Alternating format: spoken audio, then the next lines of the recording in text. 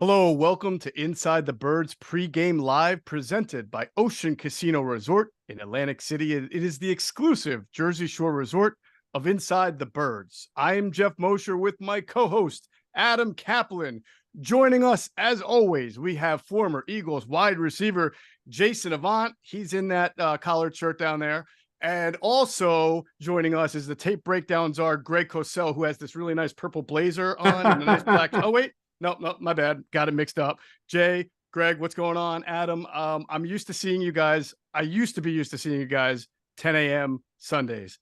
Apparently that's a thing of the past for the Eagles schedule now. So it is nice to see you on a Monday evening, but it's very short. What happened here? What happened to our Sunday gatherings? Eagles are not good for 1 o'clock anymore. Is that bad? It's weird. Time. Yeah. I feel like the last Eagles game was about 3 years ago. Yeah. You are right about that. A lot has happened since the last Eagles game, Greg. Man, it is crazy. So I'll make the first confession. When this game against the Eagles and the Buccaneers came out on the schedule in April, I said to myself, what on earth did the Tampa Bay Buccaneers do to warrant being on Monday Night Football, especially this early in the season? Well, lo and behold, fast forward to tonight.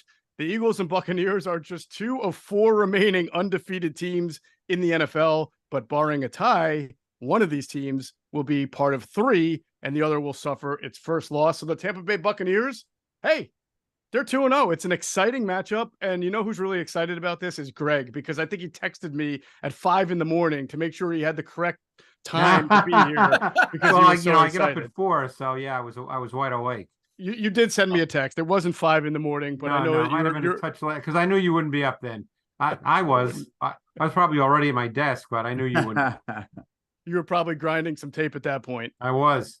Well, thank you for making it on time, and I'm excited to break this game down here. It really should be an interesting game. We're going to break it down over the next 2 hours. While you're enjoying the show, please share it on whatever platform. Give us a like. Give us a subscribe on YouTube. We really appreciate it. If you have an opportunity, you can leave your score prediction in the YouTube chat box there. We will try to get to it by the end of the show. If you have a question, also leave that in the YouTube chat box as well, and we will try to answer it. We've been much better at answering the questions and getting to the score predictions. Tonight, I'm going to try to get to both the best I can. So make sure you just submit those questions on the YouTube box. All right, let's get into this. Both teams, 2-0. Big game. A lot of interesting things going on. New play callers, new schemes. We'll get into that. Greg, I heard you make a really, really good point with Clay Harbor, who's on our postgame show. You guys do the show Inside the Tape. Yourself, former Eagles tight end Clay Harbor. And you made a remark about how early in the season, when you're watching tape or you're trying to do matchups of teams that have different play callers, there's a sense of the unexpected. You don't know what a team is going to do, right? Well, the Eagles had Bill O'Brien week 1, and then they had Brian Flores week 2. And here we are in week 3. The Tampa Bay Buccaneers have a new offensive play caller. We'll get into it. It's Dave Canales. He comes over from Seattle. How does that impact you, though, when you're watching the tape, when you're trying to analyze or matchups, when you know that there's a different person calling the shots on either offense or defense? Well, it doesn't impact me as much as it impacts the coaches who are going against it. But, I think that when you have a different play caller, you know what his background is to a large degree. For instance, and we'll get more into the Bucs offense, but you know where Dave Canales comes from. But he's also now the head guy as far as putting together the offense and calling plays, and he's going to put his own stamp on it. So while you may understand certain concepts that are very familiar to him from his background, you don't know exactly how he's going to deploy those concepts in the context of a game versus your defense. So very often, and I think Jason could speak to this as well, very often you have to go through a couple of series to sort of see how that plays out. Sure. And you just don't know the answer to that until it plays out, which also gets us back. And I don't want to jump ahead. You tell me exactly where you want to go with this, but I think that speaks very much to what happened with the Eagles offense and the Vikings defense in the Thursday night game. Like I said, which seemed like it happened a long time ago, but I think it's important that we talk about that at some point, because I think it says a lot about Brian Johnson in a really positive way. Absolutely. We will get into that. And I just think it's very interesting that the Eagles for the third week in a row are seeing a new play caller on one side of the ball. And by the way, it'll be 4 straight weeks on Sunday when they play Washington, which has Eric Bieniemy as its new offensive coordinator. So we will get into that throughout the week. Jason, I wanted to switch topics for a big picture look here because, and again, something on you said last week on your podcast with Quentin Michael on the Inside the Birds platform Q&A, where you were fairly convicted in feeling that AJ Brown did not need to have his little rant on the sideline in that game. The Eagles were winning at the time, and this is the last thing that a winning team needs. So I'm wondering, though, as you move on from that, because I'm sure you've been on teams where that's happened before. As you move on for that, do you think the coaches will try to get the ball to AJ Brown more tonight just to make sure that like he settled in? Would that be good coaching, or is that catering to someone who had a little bit of an outburst on the sideline? It will happen tonight. It will be a cognizant, mindful effort to get AJ Brown the ball. And it happened throughout that game. As soon as that explosion happened on the sideline, or a small, conflict, or whatever they called it, snafu on the sideline, that entire series after was designed to get AJ Brown the ball at the detriment of the team. Now, when I say that is there was a few plays where he could have called a touchdown, and it seems like karma has its way where he catches a touchdown, but it gets called back. Then Right. one, he doesn't run out of the break completely, and he would have ran right underneath that ball, and he didn't get the touchdown. And then 2 straight negative plays kicked them out of field goal range, and the game is down to a 6-point game because the Vikings go in and score. Those types of things can't happen, because if there was a team that could stop the run, or a better team, that would have put the Eagles in a world of trouble. That's why you don't go outside of what's working. In an NFL ball game, Dallas Goedert didn't get the ball the first game. There's a bunch of players that don't get targets. That happens. Only one football, but you got to care more about winning than your stat line.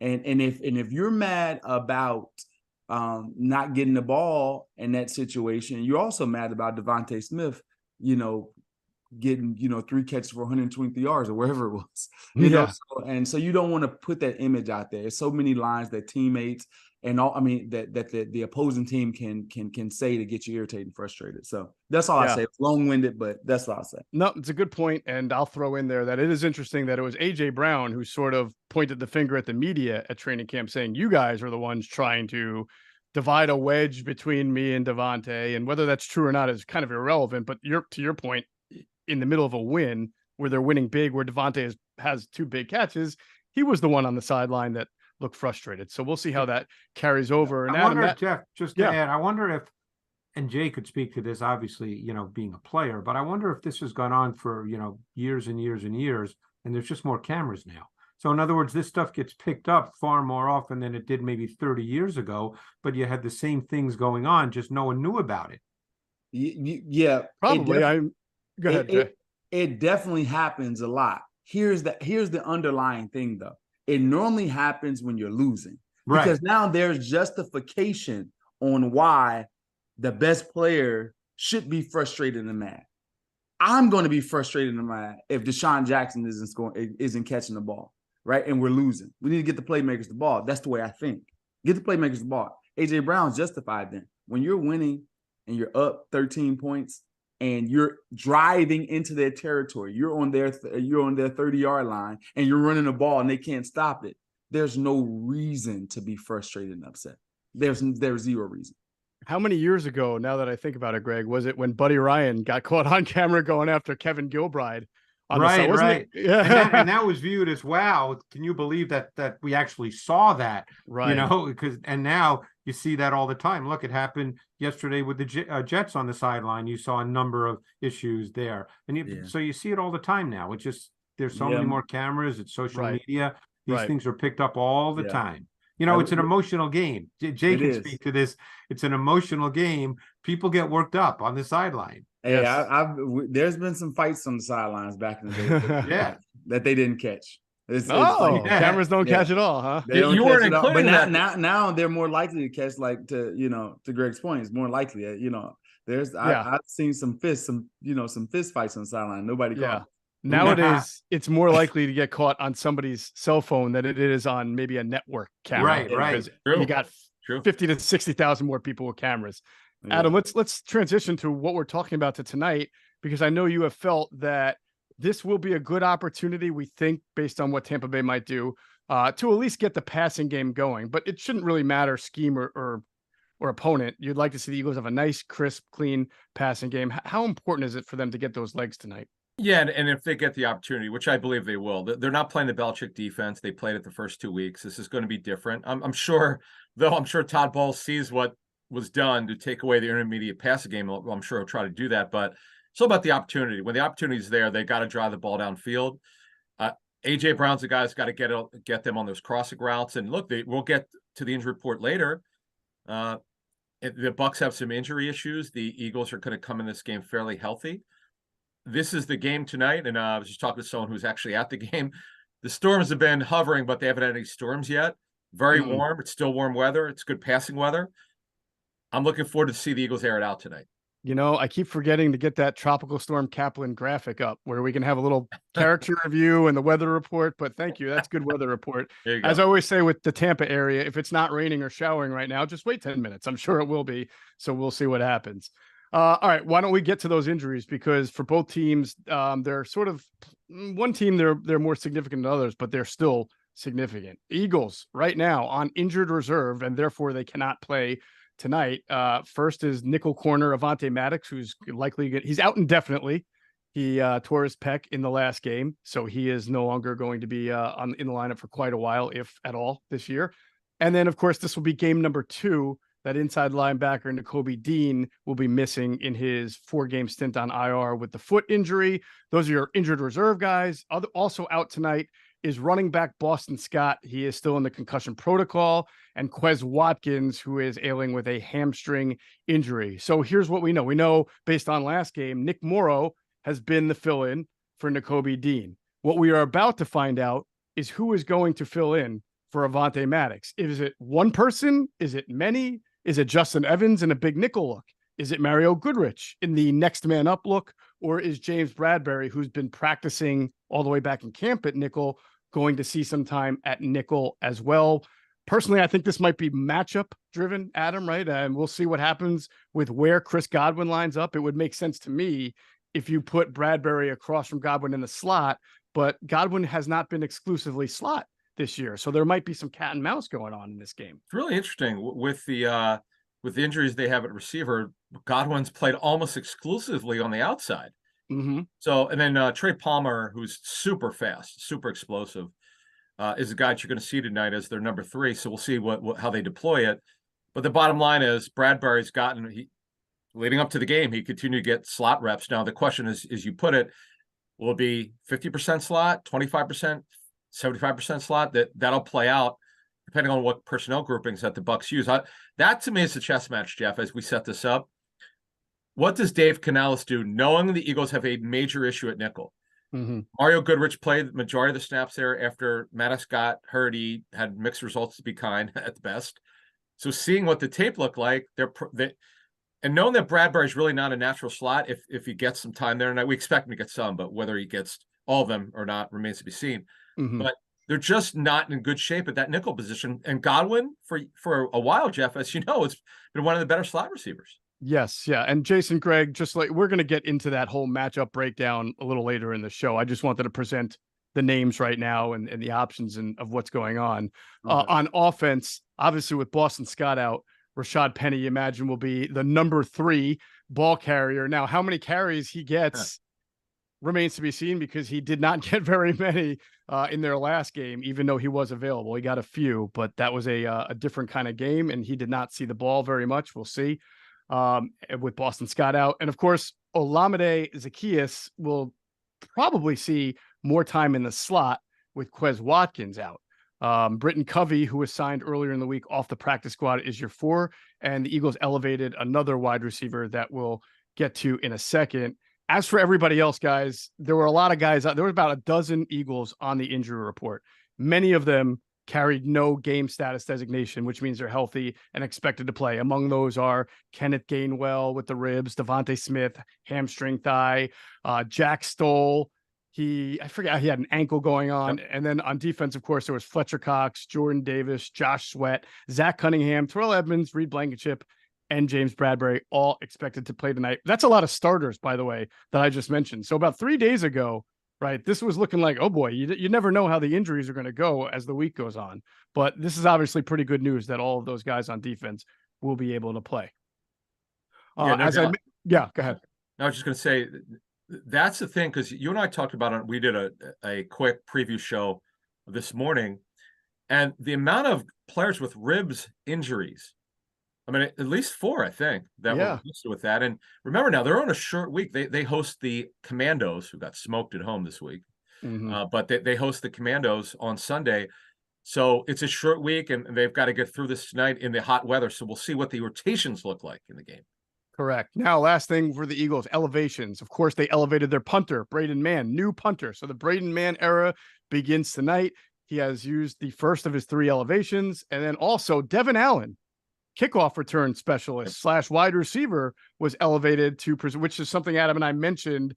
With the lack of outside receiver depth, it would make sense to call someone up. We mentioned him, Joseph Ngata. So Devin Allen gets his shot. He'll make his NFL debut, we assume, and maybe even return some kicks. I don't know, Jason, Greg, for me, I think that's kind of exciting element of this game. If this guy gets to touch the ball, given his, Olympic hurdling and his speed, and the fact that he actually had a pretty good last 2 weeks of training camp. I don't know if you guys were able to see that or hear about it, but he looked pretty decent. So it would be exciting to see if the ball gets into his hands tonight. Jason, wouldn't you like to see a speedster like that have the ball in his hands? Yeah, you want to see him on returns. We'll see. Will he be returning punts or will he Covey? I would imagine it would be kicks, but I'm not 100% sure they're good. I mean, look, if he's elevated and if he's on the, I would have him return kicks to see if he can give you a spark there. Well, Scott's out with Boston Scott out. Yeah, you would think. We'll see. It's earlier in the year, so most of the time kicks are going through the back. Of the gets a chance to We'll see if he gets a chance to touch it. True. All right. Well, the Bucs come in with nursing some wounds of themselves. First of all, they have 3 important players on injured reserve who won't play. Obviously, one of them is their backup running back, Chase Edmonds. Their center, Ryan Jensen, has really struggled to come back from the knee injury that sidelined him last year. So he's back on IR this year. That's unfortunate for them. And Russell Gage, Adam mentioned their depth at wide receiver being tested. That's because Russell Gage is out with on IR with a patellar tendon injury, and then just out in general for the game. And Greg, I'm going to have you comment on this for a second, because I was excited to see this guy play, but he's going to miss his 2nd straight game. He's the rookie 1st-round pick defensive tackle from Kalijah Cansey. I never even got to see how he performed in his first game, but I was excited for this matchup for that reason. Well, he played, I think, 11 snaps in the first game. And of course, I did him in detail coming out of Pittsburgh. This guy plays D tackle like a running back. He is an explosive athlete, laterally quick, stronger than you think, even though he's 280 or so. I can't remember what his combine weight was, but it's probably in that range. But he was really an explosive athlete. You saw that in college, and you saw that in 11 or 12 snaps week 1 before he re-injured his calf. So obviously calves are very dicey, as we're finding out with Mr. Joe Burrow. So who knows how long Cansey will be out. But it's a shame that he won't play because he's fun to watch. All right. So without their number 2 running back, Chase Edmonds, Sean Tucker becomes their number 2. Their number 3 is Keyshawn Vaughn. Without Ryan Jensen, who's been out on IR, the Bucs are playing Robert Hainsey at center. And as we'll get into later in the show, and as Adam has talked about all week long, the Buccaneers are literally starting 5 different players at different spots than last year. Some of them are the same names, but they're in different spots. So we know that this offensive line has moved around a lot. There could be another injury. We're waiting to hear if Cody Mauch is going to play. He is their starting right guard, North Dakota State kid, who I believe was questionable, Adam, for the game. Yeah, with a back injury. He was added late, but he took all his reps on Saturday. But you never know with backs. So that one, and obviously the big one, is Carlton Davis on defense. Right. Carlton Davis, who has a toe injury, which is never good for cornerbacks or wide receivers. Now, as we understand, he's going to warm it up on the field, right? Yep. And see if it goes. Greg, if Carlton Davis can't play for the Bucs, that's bad for them. I mean, there are some injuries you can compensate for. I mentioned that if the Eagles ever have a defensive line injury, it's not crippling because they have so many good defensive linemen. But if he can't play, that would be very difficult, right? For what it would be Zion McCollum, who has played in his place, right? Who's a Sam Houston State kid. He's long, he's athletic, but he's not Carlton Davis, who's clearly their best corner. Right. Zion McCollum, whose twin brother Tristan is a member of the Eagles practice squad, by the way. Other questionable for the Bucs is Vita Vea, their great defensive tackle with a pec, Devin White, groin. And again, we mentioned Carlton Davis. We'll see. But I believe Vea and White, while questionable, are expected to play. And so is their safety, Ryan Neal. Now, he alternates, if I'm correct, in the slot with one of their undrafted rookies named Christian Eisen, is it? Eisen. Christian Eisen. Yeah. Christian Hines is their nickel. Boy, he's been a great story. An undrafted free agent out of Rutgers who's built really well, 200 pounds, 5'10-ish, 5'9". And I mean, they talked about it. He clearly won the job coming out of training camp, not just the preseason. That's a heck of a story for them. Sure. And he's got an interception each one of the 2 games. Really good job of scouting for their scouting staff to find this kid. And they need him. And Ryan Neal, by the way, is a tall safety. Yes. With Eagles signed as an undrafted free agent. That was a mistake. He was only there a couple weeks and they cut him. And then he won a job with the Seahawks, was with them for a while. He signed a free agent deal with the Bucs this season. He's a starter at safety. So we'll see how they deploy him tonight. But yeah, they definitely have some interest. Oh, by the way, Mike Green is the undrafted free agent from last season, who started last week and will start again for Kansas. And he's looked good the last 2 weeks on tape, by the way. Okay. All right. So, well, as you expect, Bucs defense comes at you. So let's get into this matchup. Greg, I want to start right off with something that you mentioned earlier in the show. And it's that I feel like sometimes, right, when you watch a game, I feel like when people want to give credit for offense or an offensive play caller, it has to be because the passing game was so beautiful, or because it's a Shanahan style running game where there's open wide lanes and guards pulling and orbit motion and everything like that. I don't think Brian Johnson got a whole lot of credit for what the Eagles did against the Minnesota Vikings. Maybe people thought it was too simplistic, but you watch the tape, and I heard you say that you felt like he coached a great game. Why don't you explain why you thought that? Well, I would bet that within the Eagles building, it was viewed as a really strong coaching performance. It gets back to the point that we started with, Jeff, that when you play a Brian Flores defense, and contrary to what people believe, Flores has not called a lot of defenses in his career, but he comes from the Belichick background, other backgrounds. They saw what he did week 1, but he does a lot of different things. That's in his background. So you don't know what you're going to get. It's only week 2. There's not a large track record for this season with that group that he is now with in Minnesota. So you have to wait and see. I mean, a perfect example was he started this game with 6 blitzes on the first 6 plays. Yeah. Okay. and the week prior, when he lined up in a double mug front, which means there's 2 defenders in the A gap, they didn't blitz from that. Whereas when he did it this week against the Eagles, they blitzed from it. So right away it was different. Okay. Mm-hmm. So you have to work through all that as you play the game. Obviously, they went in with a plan. But we all know that the plan was not for DeAndre Swift to carry the ball 28 times. That was not the game plan. We know that. Okay. So then as the game progressed and he saw that Brian Flores was settling into playing what essentially was a 5 across secondary, okay, with all of the secondary players, particularly the 3 across in the middle at quarters depth, okay, meaning 10, 12 yards from the line of scrimmage. Jay knows exactly what I'm talking about. Yeah. You know what he said? He said, okay, if he's going to do that, we've got a big, strong offensive line. They've got a lot of long, lanky guys on their defensive front, and we're going to run inside zone until they stop us from running inside zone. And they really didn't stop us from running inside zone. So, everybody started to rip Brian Johnson because Jalen Hurts didn't go 30 for 40 for 350. But the idea is to win the game. Right. That's the goal, to win the game.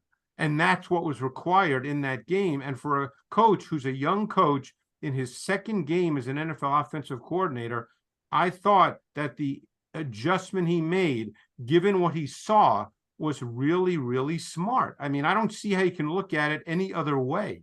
It was really smart football, and the Eagles' O-line dominated the game. DeAndre Swift had his best game as a pro. My guess is the last time he had 28 carries was at St. Joe's Prep. So, I mean, I just thought that it was a really, really smart in-flow, in-game adjustment based on what he was seeing from a defensive coordinator who was, as to use your word, Jeff, when we started, it was an unknown. It was an unknown going in. Sure, 100%. Jay, do you have an appreciation for sort of the simplicity of it, as Herm Edwards, I mean, Greg Cosell just mentioned over there. The idea is to win the game. He won the game. It was inside zone. So much inside zone. They were unabashedly inside zone because it was. There was not a pulling player on any of Swift's 28 carries. That's unbelievable. I can't remember last time I watched a game like that. Go ahead, Jay. You do what you have to, like you guys said, to win the football game, and that's smart.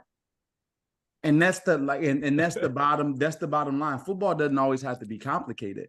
And you see, guys lining up 3 defensive tackles and some guys that are smaller on the edges, and then you bring in a 6th guy into the line of scrimmage. You know that your offensive line can dominate them, and they took advantage of it. They were making up a coverage, and you can't allow people to do that. I didn't really have the coverage name, so I had to make it up myself. I just called it 4 robber fire zone.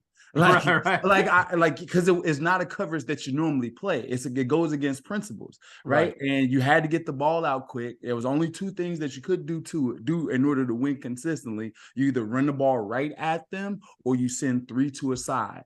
And now the third person is going to be in limbo because the linebacker was down. The robber guy would have to either guard a back or a tight end, and then you have guys at safety depth. So Devontae Smith on his touchdown can run right by. They just sent 3 to that side, 2 and 3 guys were open. So that's the only thing that you really could do against the defense: run the ball or go 3 to one side.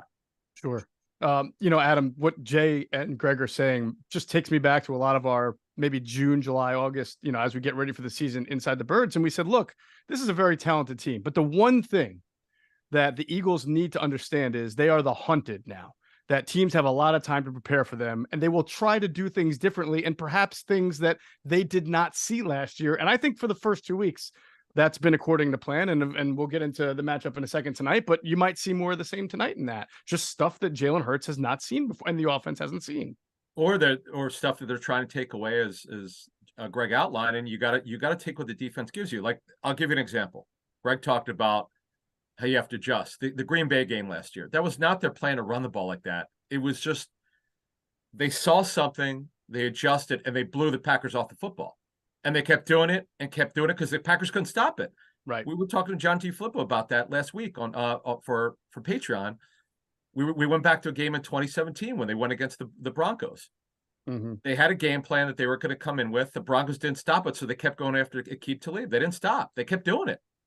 And I think they scored over 50 points that way. That's good coaching. Take what they give you and keep doing it. If they can't stop you, why would you stop? No, I don't know why you wouldn't. And by the way, I thought obviously the Hurts interception, you'd have to ask Jalen what he saw, but obviously he was wrong. But other than that, I thought within the context of the game that he was efficient. I mean, he was 18 for 23. The game did not require him to throw the ball down the field.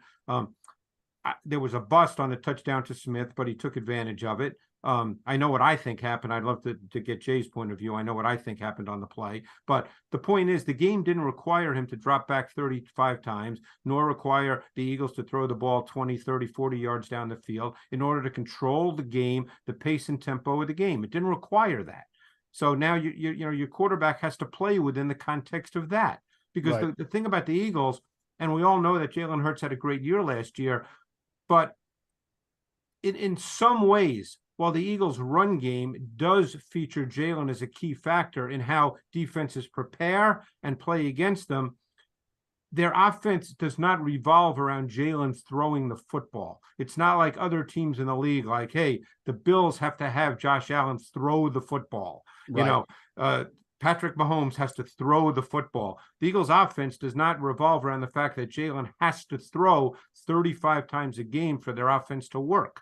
Right. If you think about last year, there were plenty. There was the Jacksonville game in the rain where they went to the run game, the Indianapolis game where the offense struggled a little bit. Adam mentioned the Packers game they ran. There were about 4 or 5 games actually last year that I think get lost because of some of the more explosive games where they just decided that they could run and would. The frustrating part and it's the fans, right? And the media and the expectation. Yep. It's not sexy. And the Eagles had a great season last year. Like you guys have mentioned, you have to give take what the teams are giving you this year. They've had a full year to scout you and come up with a game plan. people are trying new stuff. You got a new offensive coordinator, and the offensive coordinator is going into these games with what worked last year. And now you're starting to realize, oh, teams are playing us different. So give us an opportunity and Brian Johnson an opportunity to have his adjustments. And he did a good job in game. I still think that Jalen Hurts' eyes and just awareness. When a team is blitzing you the first 6 plays of the game and they're lining up in the same defense over and over and over again, you should automatically start to eliminate things. And then Brian Johnson did a good job, but like I said, the plays that actually worked was when there was 3 receivers to one side or they were flowing to one section, because that was, you always have an outflank against the defense that was played.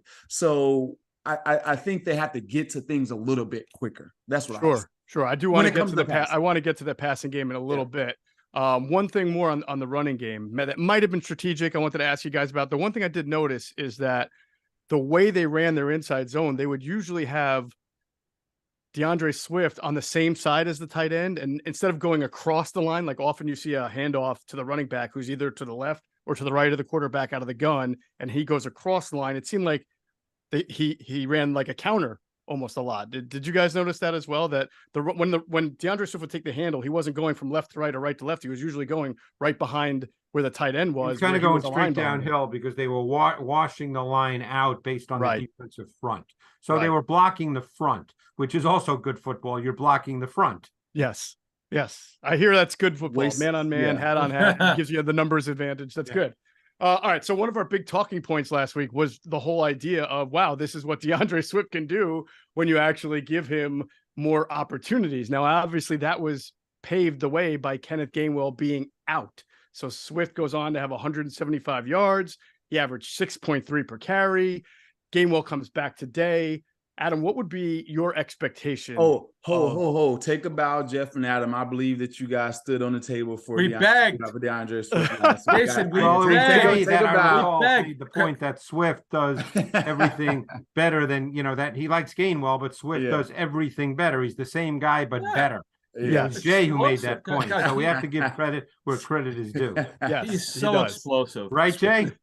I'll take that, Greg. Come on, there we go. Yeah, well, you got one to say it, so you got, no ego involved here. I know. I was more pounding the table for why is Rashad Penny on the 53 more than anything, and I think I was proven right by that. So Jeff, let's get to you. Let's get to the point here, which is a good one. What's the rotation going to be like? Well, as you clearly said more than once the last couple of weeks, the coaches clearly don't want Rashad Penny to be a part of it. Yeah. The only reason why he played last week is because A, Scott got hurt, and B, as you saw, Swift went to the sidelines. He might have got his cleat checked. I'm not sure what was going on. He sat on the bench for a little bit. They were looking at his foot, and then 2 minutes later, he came back in the game. But the bottom line, he was incredible.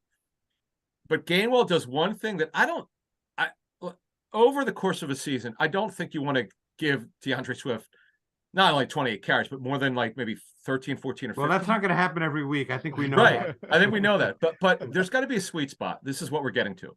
Right.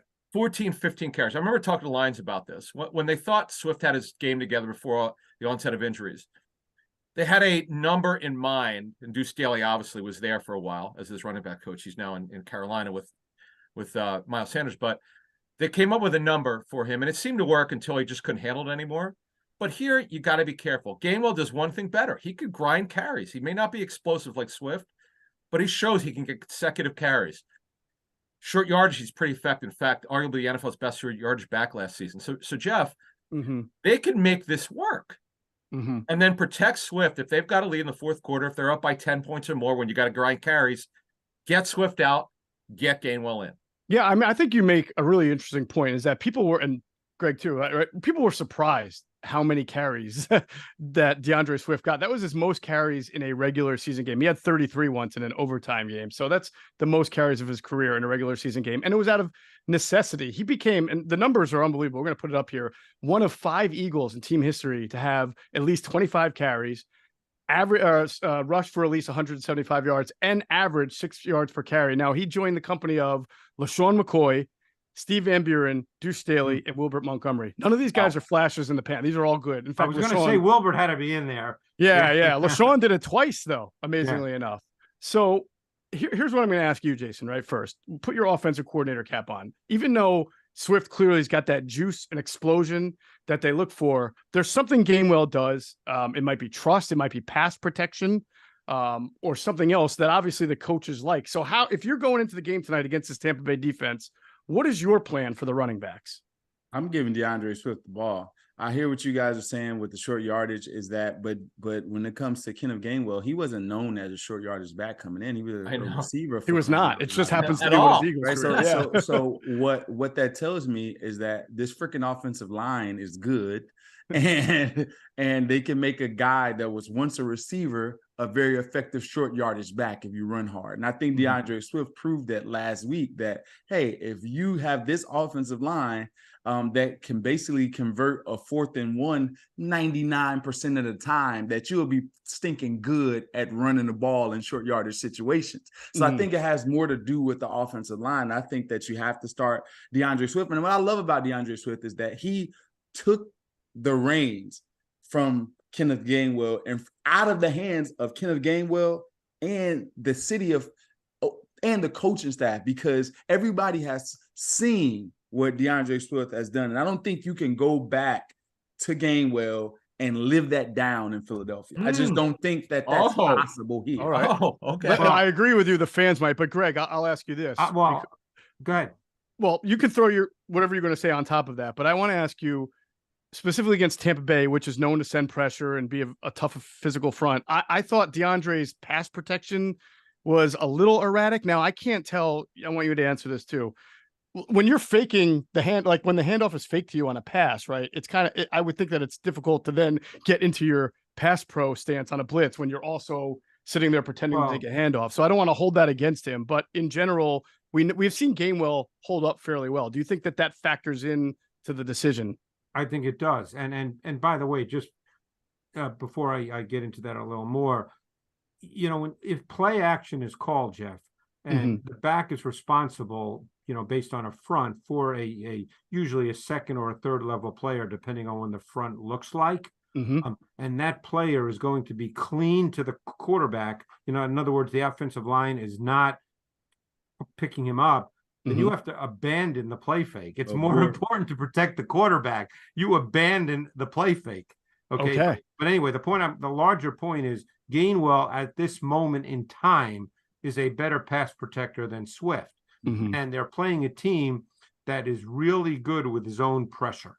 Okay. And it'll be interesting to see what Todd Bowles decides to do. He's been really good at that in his entire career, as you guys know. Certainly Adam knows this from many conversations. So we'll see how Todd Bowles decides to go about pressuring Jalen Hurts tonight. But he's really good at zone pressure, at understanding your protection. And look, week 1 against the Minnesota Vikings, he got Antoine Winfield free, and he's smacked Cousins, caused a fumble and recovered it, and he was clean, which means that, and if you break down that play, it was on Cousins. They couldn't pick it up. Winfield was not part of the protection.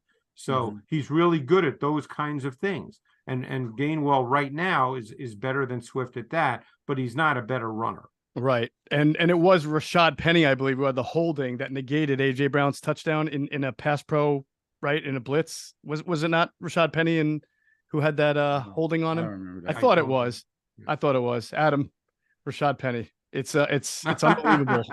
It's unbelievable what he came in with and what he has become now. Well, we were told pretty strongly from a pro personnel guy who said that, and he was looking at the Eagles tape because it's one of the teams he was assigned. He goes, look, he doesn't get access to the Eagles practice tape, but in the one game that he played in the preseason, might have been against Baltimore. I don't remember the exact game of the two, but yes, it was the first game. Yeah. Okay. He looked uninspired, no juice in his legs. I'm like, you could tell that after.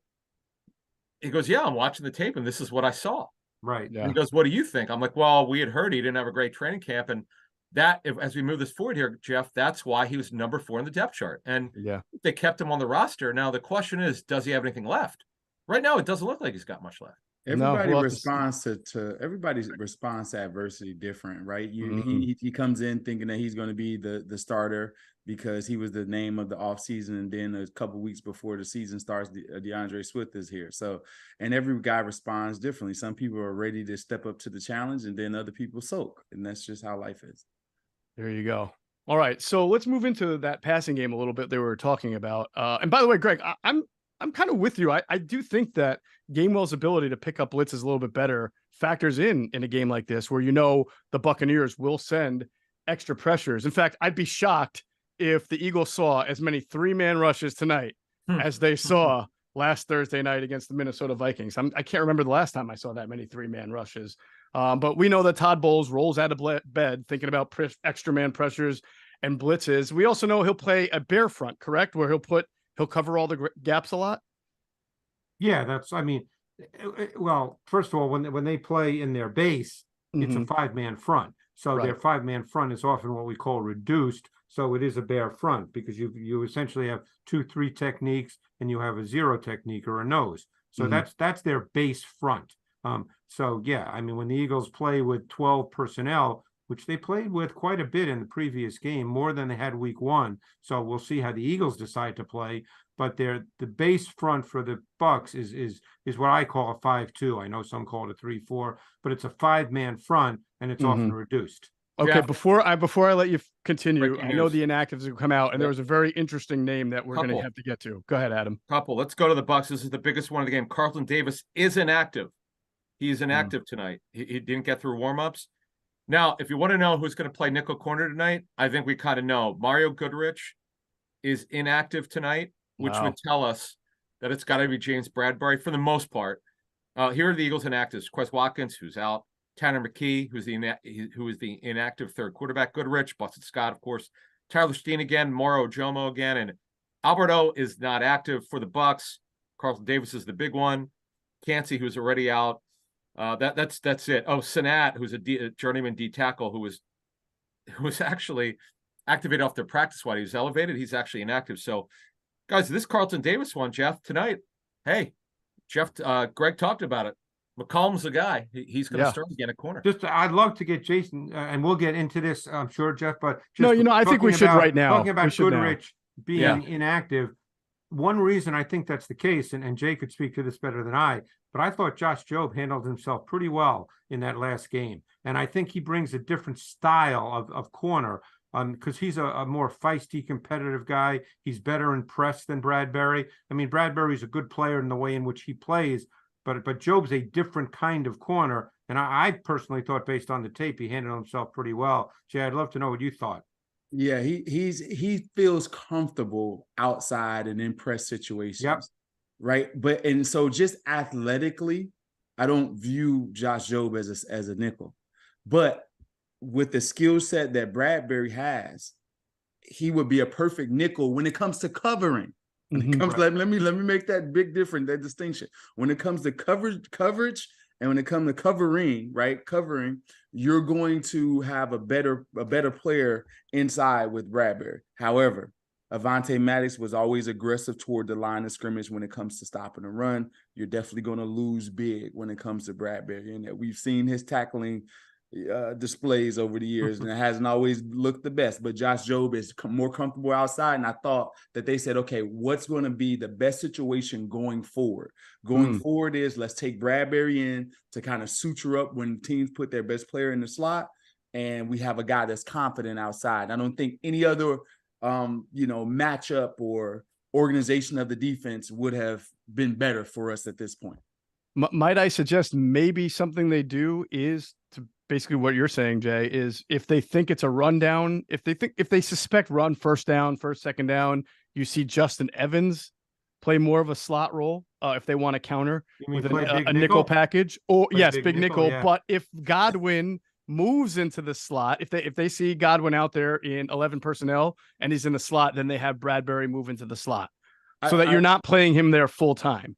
I don't think that any defensive coordinator is going to want to do that with a younger player outside. Remember, when you start switching guys around based on a guy's alignment, it's like that's for veteran defenses. right? Guys that have been in a position before. If it was Avonte Maddox, James Bradbury, and Darius Slay, yeah, you can put those guys wherever because they understand the defense at all different levels. But when you have Josh Jobe out there and you have new safeties, new linebackers, you want to have some synergy there. So I think you put Bradbury there and you force him to show up when it comes to running the ball.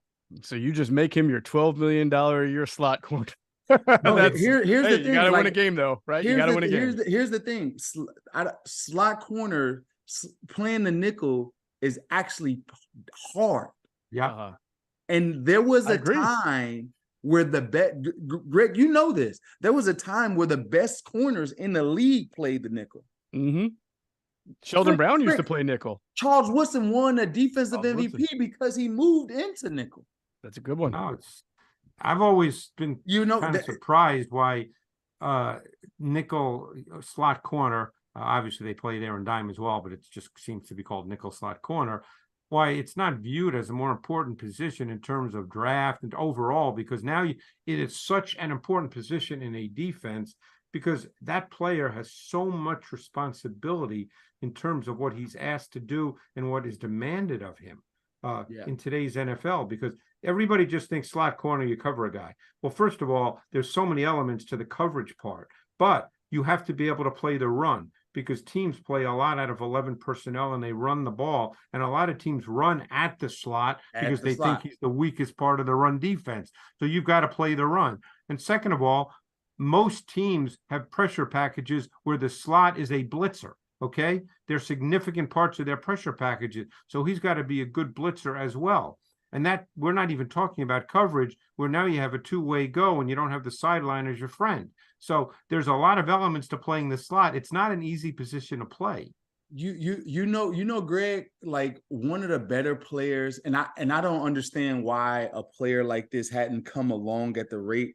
Honey Badger, Tyrann Mathieu. Yeah. He's one of those guys that can play safety, play slot, blitz, do everything. That player should be one of the highest paid players on defense. And I don't understand why, because you don't have to change personnel. It makes the defense coordinator's job so much easier when that guy can do all of those things.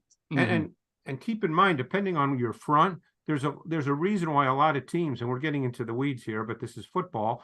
There's a reason why a lot of teams line up their three technique defensive tackle to the slot side, because they don't want the slot to have to be a D gap defender in the run game. Yeah. So very often you line up the three technique to the slot side, and that removes the slot from having to be an inside defender in the run game.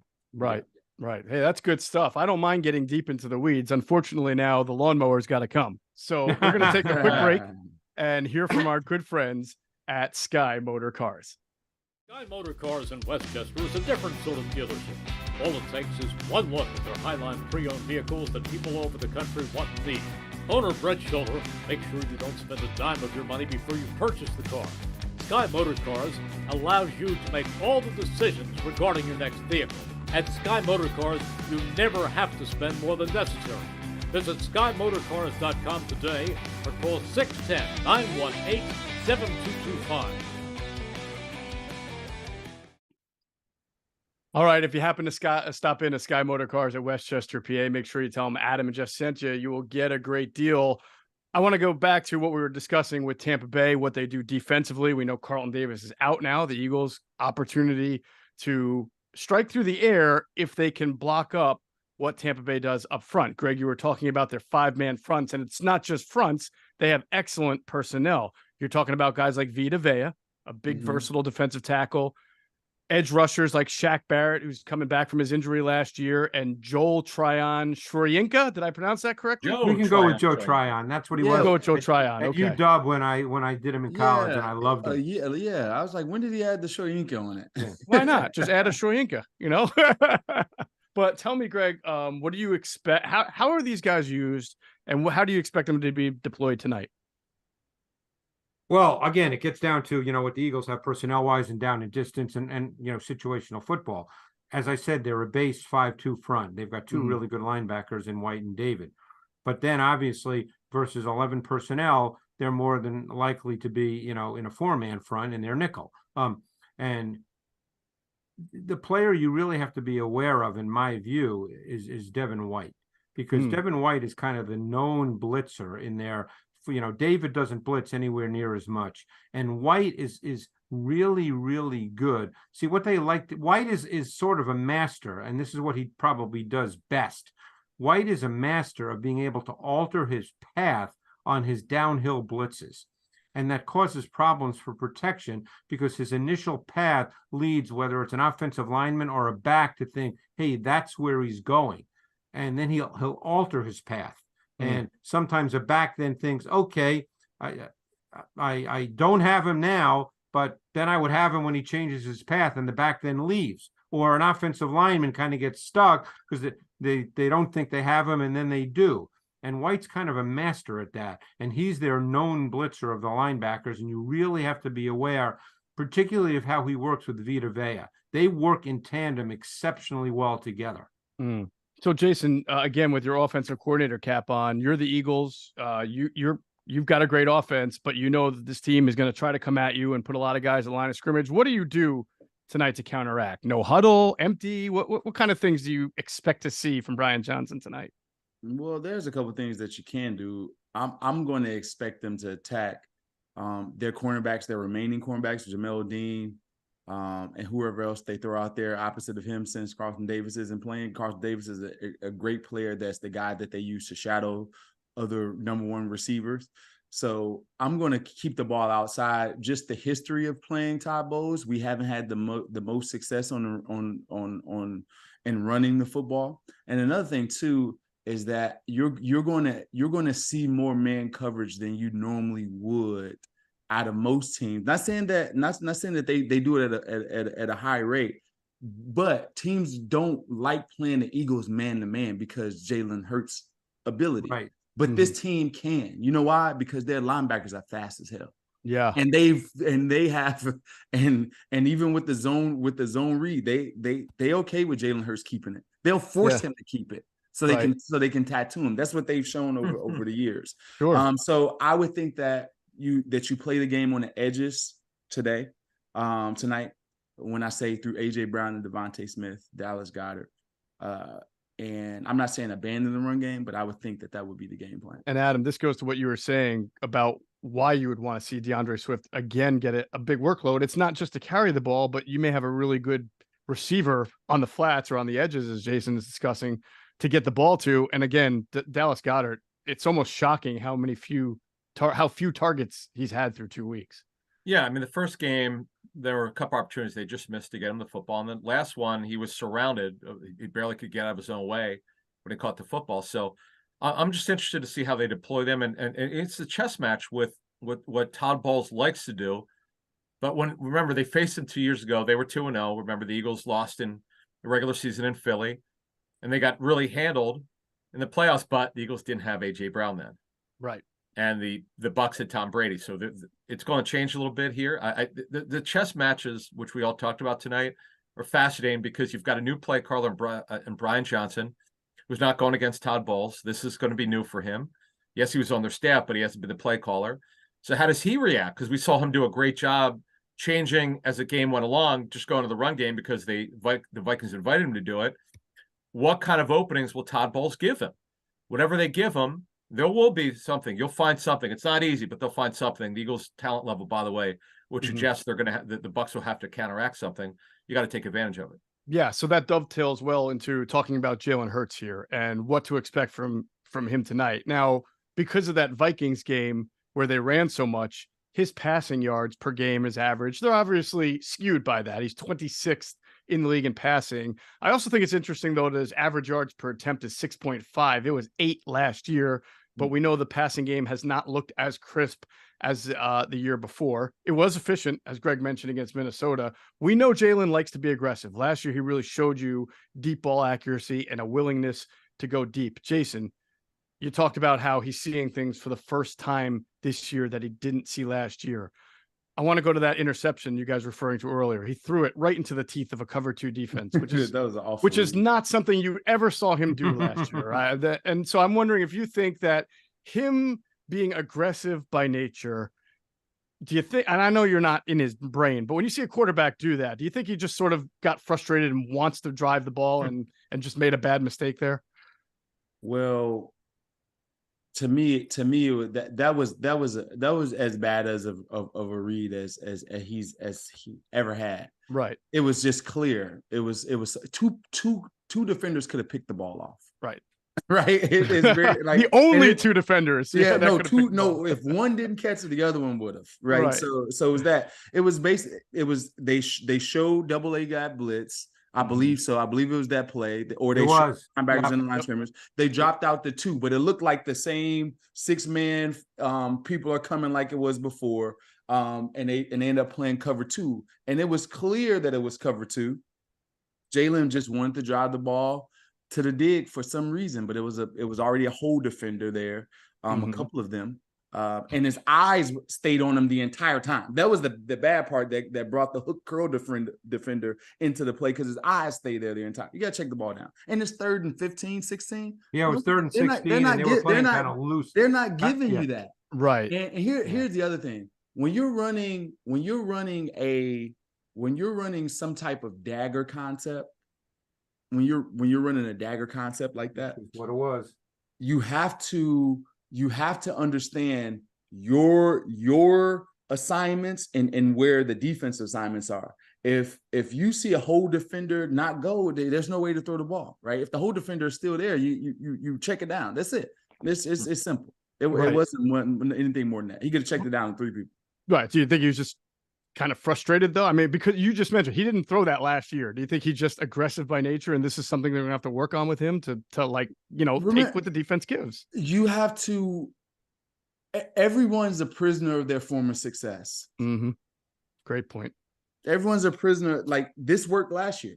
This worked, and you saw it in the Patriots game. You saw him throw the ball down the field to A.J. Brown when Dallas Goedert was streaking across the field.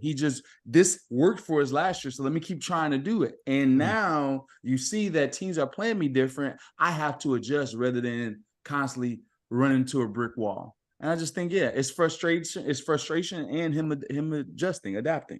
Yeah. So Greg, I want to ask you sort of also about the pass play designs, right? Which can be getting back deep into the woods. But for example, and we talked to John DiFilippo about this also for our Patreon members. Jalen Hurts got sacked, I think, at the end of the first quarter. I think it was 1st down, 3 verticals, and they blitzed him.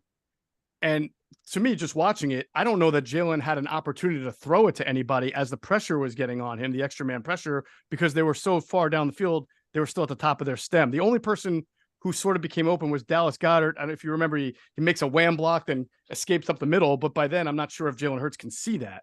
So in a blitz situation, if you don't have a quick route or a hot route, and John DiFilippo said this might be a defense that's more of the play is supposed to counter the blitz than having a, quote, hot route. I wonder, do they need to do a better job of giving him quicker targets against that, especially tonight? Yeah, I don't know enough, and none of us do, about Brian Johnson to know how he sees all this. But there's a lot of coaches, and these are now you're getting into philosophies, Jeff. And there's different, you can be successful a lot of ways. There's coaches I know that I've talked to through the years, offensive coaches, really smart guys who've done well in the league, who say that, hey, I don't want to get stuck with hot routes and have adjustments. I want to build in a throw as part of my normal route concept. And Jay could speak to this even better than I could, as part of my normal route concept, that if there is pressure and if by chance the protection can't pick it up, the throw is there and available. In other words, it doesn't need to be an adjustment with a hot and a receiver, reading this and reading that. It's just built into the route concept. So there's different ways to go about that, depending on who your players are. Obviously Jalen, as well as he played last year, we also have to remember Jalen's not a veteran quarterback. Jalen's not seen everything. Okay. He had a great year and he's got a certain skill set, but this is his 3rd year as a starting quarterback in the league. He's not a 10-year vet that's seen everything and just immediately comes to the line and like a computer chip goes, okay, I know this is happening, this is happening, this is happening, I'm ready to rock and roll. Some quarterbacks are like that but they have to play a while, So so now it's just philosophy of offense and Yeah, philosophy of pass game, and I don't think we know enough yet about Brian Johnson to be able to answer that definitively. Because don't forget, he's learning too. Sure. Fans forget that. He's learning too. There's nothing wrong with that. That doesn't make him a bad coach or a bad guy. He's learning too. And he's figuring out, now he has a different relationship with Jalen than he did a year ago. And Jay can certainly speak to this. The quarterback coach and the coordinator have different relationships with the quarterback. Isn't that fair to say, Jay? Oh, 100%. Yeah. So he's now figuring out how this relationship, with Jalen after being a certain way a year ago translates into calling a game, giving him concepts, not being, his ear, so to speak, which a lot of offensive, a lot of quarterback coaches are. It's a whole different deal. So it's a learning process that they're going through, and what you hope is you win games while you're going through it. Jason, what do you think you've seen from what we're talking about, pass offense and design routes? And from your perspective, here's the thing: I thought it was very smart of him to adjust to the run game. Very smart of him. But the reason he adjusted the run game is because we have that 4 robber fire zone, that 5, whatever you want to call it, that guy in the middle. That right there eliminates verticals. It's just that alone. So why am I calling it in the first place? Because they've run this defense 90% of the time. Right. So that right there is just out of my mind as a play caller in general. So now I'm going to say, okay, the only thing they can do out of this is get to cover 3 somehow, get to cover 4 somehow, or some version of 4-2, 4-6, like a version of cover 4, cover 2, right? That's the only thing they can do. And what do I do for that? I need a single high side. I need a double safety side. That's 2 safety side. And I think that's how you read out the game. And I didn't see enough of that where Jalen Hurts can say, oh, it's covered, it's some version of cover 2, cover 4. I'm going to this side and I'm going to beat you on this side. Right. And if it's man, I'll come back over here. And it eliminates a lot of, wasted movement because you're giving him his target based on where the safeties are. I'm on the left side of the field for this play. I'm reading it 1, 2, 3. If not, I'm checking it down. Got it. Simple. The other thing, to Jay's point a moment ago, when he said that the interception was among the worst he's ever seen Jalen throw, that ended the 3rd possession. So now you're a coordinator, and it's not that you're going to pull back and act like your quarterback stinks, but you just get nervous for a moment. I mean, it was a basic read. It was cover 2. I mean, it wasn't as if they showed him something that they'd never seen before. So you're probably thinking, okay, let's just scale back a little bit. Now they're showing us something where we can run the ball, so we don't really need to start trying to force anything with the pass game. If they start changing things, hey, then I have other things in my arsenal. But they really didn't change anything on defense of any significance, so there was no need to go into a different part of the playbook. Sure. Adam, when you've talked to some personnel sources around the league about the Eagles' pass offense in particular, what have they said? Basically that, particularly this last game, and I think it's turned out to be a good thing because Brian Johnson could use this information now that he saw the way the Vikings were trying to play him. They were going to take away those 1st and 2nd level throws. They just were not going to let them throw in certain parts of the field. So here's the question going forward here, because we know they don't like to do a lot of pre-snap motion. This is the one thing that they just don't do. Do they add this in here? More bunches. Like, what do they do to counteract what teams are trying to do then? Because here's the thing. At tight end and receiver, they've got some of the highest paid players in the National Football League. It won't go over well with their personnel staff. The guys don't get the football because they're being paid a lot of money.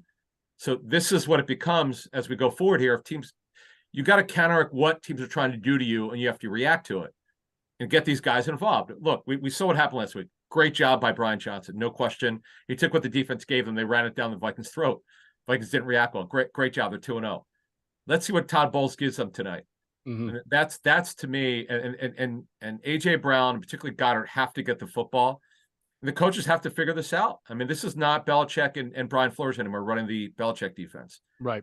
It's going to be different here. And we saw what they did 2 years ago, but guess what? Again, Hurts is 50 times better than he was 2 years ago, and they didn't have AJ Brown. Let's see how the Bucs do against it without Carlton Davis, their best corner. It's funny you mentioned like the money paid and how the front office looks at things, because there was a point in that Vikings game where I thought about not the game against the Packers last year, but the one in 2017 or 18 where they could not throw the ball. Now this is different. They were really struggling that day. So they just decided in Green Bay to run it. Oh, They won. And then we later found out the owner wasn't very happy about the style with which they won. And they won. It was a great win on the road. They won. Right. Yeah. You play to win the game, but you also got to play to make the owner happy too sometimes. But he doesn't want them to run. You know that. I mean, well, he does. Yeah, not like that. But he also loved that they won. See, this is one thing I'll say about Jeffrey Lurie. Mm-hmm. They won in the moment. He's really happy. But if it he does not then he doesn't want them to be a running team overall. That will never go over. We all know that. Right. Yeah, Right. the best coaches in the history of the NFL are teams that adjust, right? Yeah. Those Bill Belichick Super Bowl teams, right? They can come out in 5 wide one week and then 12, the next week, and that's how it is. You do what you need to do in order to win. Forget everything else. 100%. All right. Well, we need to do what we need to do with our good friends at Ocean Casino Resort in Atlantic City. They are the exclusive Jersey Shore resort of Inside the Birds, and we're going to pause for a minute to hear all about them. Go to get your game on. Go for the beers. Go for the cheers. Go for the hit and the hits. Go for the stakes and the stakes. Go to get your parlay on. Go to get your party on. Go for the scene. Go for the screens. Go for the gallery. Go for the win. Go to Ocean. Visit theoceanac.com. All right, welcome back. It's hour 2 of Inside the Birds pregame live, presented by our friends Ocean Casino Resort in Atlantic City. The Eagles tonight in Tampa Bay at Raymond James Stadium, which has been somewhat of a house of horrors for them I've been to some really strange games there that it just didn't connect in my head like the game is going this way. But it did. They have some weird ones. The Eagles are 4.5 road favorites with an over-under of 45.5. And before we just get back into the weeds of the game, I did want to follow up on the discussion Adam and I were having this week on Inside the Birds podcast, just about the NFC East. And I think the discussion we had might have jinxed everybody else because every team in the NFC East has now lost since that podcast. However, 3 of the 4 teams are above 500. Obviously, the Eagles are undefeated going into tonight. And last year around week 10, I believe 3 of the 4 teams were above 500. And if it was one of those situations where if the season had ended that day, 3 teams would have been in the playoffs. Now this weekend, it seems like a little bit of a step back. So Adam, I'll ask you first, how much of this ACL injury to Trayvon Diggs do you think how much does that shift the balance of power? Because a lot of people, myself included, thought the Cowboys were going to win the division going into this year. Well, I mean, we could default to the other guys about how they see Jerron Bland doing on the outside, but I'll tell you, it's and Dan Quinn's going to do what he does, but you're talking about one of the better playmaking corners. You could talk about how much Diggs would gamble and all that, but he's a playmaking corner. Just got that massive contract extension. It hurts them. They're one of the deepest teams in the National Football League at corner. They're not now. I know Jordan Lewis is back from his injury. He came back 2 weeks ago, but it hurts them. And now yesterday, I got to give Jonathan Gannon credit as much as people hate him here in Philly. They're one of the least talented teams, but they came with such great effort and great energy. Yeah. Look what they did against the Giants. Especially if they're losing that, to be able to kind of have the fortitude games in every game. They've been highly competitive. Yes. They play hard. And here's the thing, Jonathan, I know for a fact, has got these guys to buy in. They're either in or they're out, and he's got his guys. Kaiser White's there, the receiver. Zach Pascal's there. Right, Pascal's there on offense, a tough guy, and they buy in with his energy and passion. I know someone from the Eagles told me last year that they thought, and as good as the D coordinator was, they thought he might be a better head coach because he's got that passion that you buy in with his energy, and people connect with him really well. Look, the fact that they are so competitive with that roster, and I don't want to call it garbage, but it's not very good. Yeah, I give them credit. It's just remarkable what they've been able to do, and quite frankly, they should be 2-1.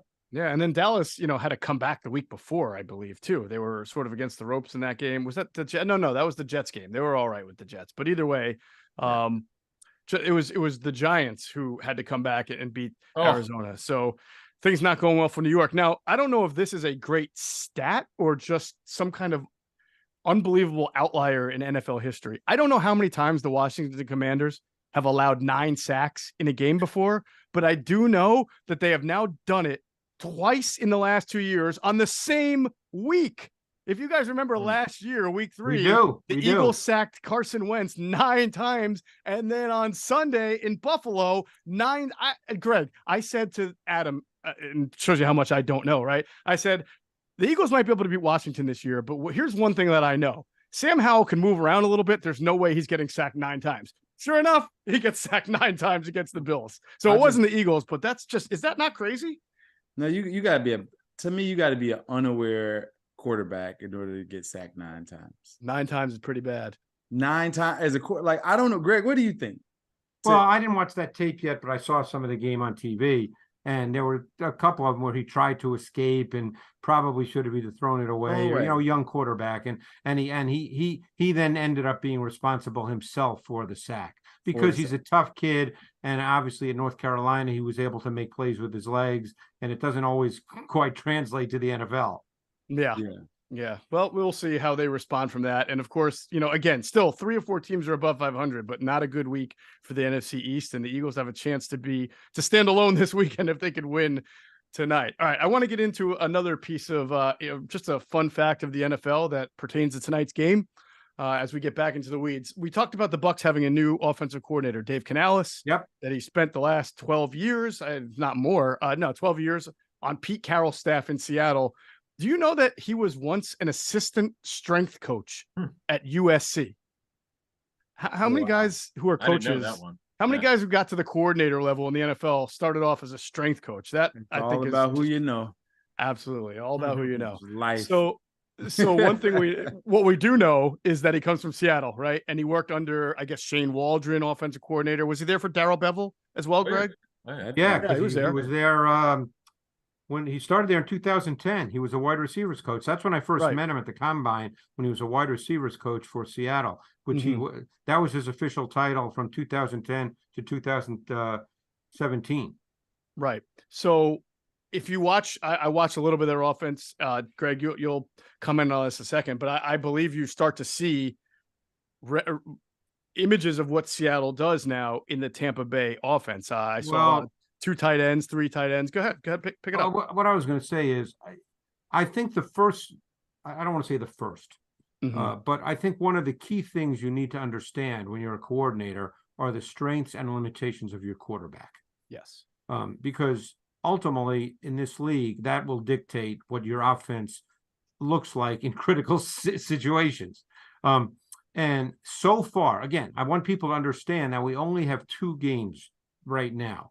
And Baker Mayfield has played well in 2 games. And I'm sure people listening are going to say, oh, it's Baker Mayfield. He's going to stink it up at some point. And you know what? He could very well have a bad game tonight against a great defensive front and a really probably below average NFL offensive line by NFL standards. So he could be bad tonight. But the point is, so far, I'm talking tactically what he's done now. What he's done is he has understood his quarterback in the sense that he starts with protection. Okay, when you watch their tape, protection is the number one thing. Now, protection is always important. Some quarterbacks need it more than others. Okay, you can get by without building your entire pass game around protection if you have Patrick Mahomes or Josh Allen or certain guys that can move around and make plays. Baker's not that guy. Okay, Baker at his core is a pocket quarterback. So he starts with protection. That's number one. Then he's added the play action pass game. And that's really critical. And they've been trying to run the ball. Now, we know teams don't normally run against the Eagles, but play action, the run game still impacts how you play defensively. Okay, so he's really done that. And then, you started to talk about Chris Godwin. Well, he's moved receivers around more than in the past. Godwin in 2022, 1 year ago, led the NFL in slot targets and slot receptions. This year, he's been outside, not exclusively, but more than in the slot. So he's moved people around. And he does have some speed because, as Adam mentioned earlier, this Trey Palmer kid, while he won't be a volume target in their offense, that kid's a track star. He can run. So that gives you an element that defenses have to be aware of because he can get over the top of your defense. Well, so he's understood what Baker Mayfield is because Baker, people forget Baker's a pretty good thrower of the football, but he has to be comfortable, and he's only 6 feet. You forget that he can't function with bodies really close to him, because then he's just too small. So he needs space in front of him. And that's why you have to build your pass game a certain way to account for what Baker Mayfield is and what he isn't.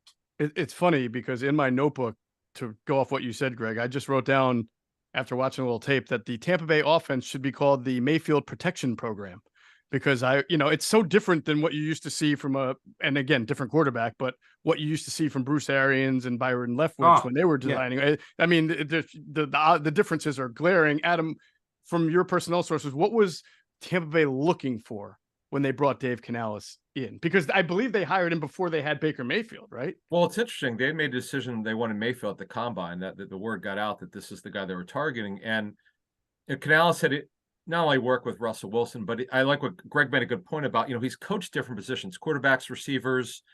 He was with the Seahawks a long time. So he knows that when Russell Wilson is a smaller quarterback at 5'10" and a half, when he can get a clear picture, he's much more effective. And I love the way that they work off play action, roll Baker out. And because, Geoff, here's the thing. With all these offensive line changes, you got to help those guys too. The Eagles should obviously dominate those guys.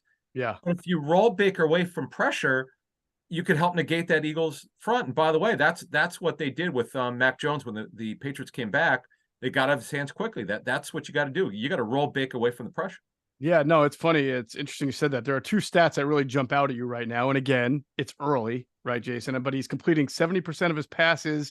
And I don't think I believe he has not thrown an interception on 68 attempts. So whatever they're doing right now is trying to work. Say that again. Well, just to finish one final point, and I want Jay to talk here because, what you have to understand about Baker is the longer he is in the pocket, the less comfortable he is. So you have to build everything around him hitting that back foot and getting rid of the football, because his feet start to get jumpy. He starts losing his base. His mind works too fast, and he loses clarity of what he's seeing the longer he's in the pocket. So that's why protection is so important, because you have to allow him to play within timing and rhythm. Now, can you say that about every quarterback? Sure, as an abstraction, yes. But some are certainly better than others if the rhythm doesn't work exactly the way it's supposed to. Baker's not that guy. Yeah, Jason? He's had in the games that I've watched this year, the two games that I've seen, the guys have won outside, and Godwin has won outside, which was very surprising to me, because you get pushed into a role, and I was like, oh, this guy can run a little bit.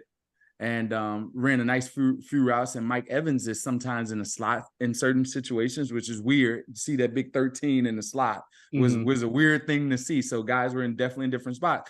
But it's a lot easier to play quarterback when you got winners, right? So you got consistent winners outside. And Mike Evans, he pushed off last week pretty tough, and I didn't get called for it. But that's what I think you were referring to, that when your opening line where his guys won for him, because I watched that play. You talk about the 70-yard catch that was really a 15-yard catch. It shouldn't have been. But there was some clean routes by them as well. But they were winning. So like to Greg's point, he was at the top of his drop, and a guy was open. He had somewhere clear and defined into the ball. Another thing that's helping his team, just think about this.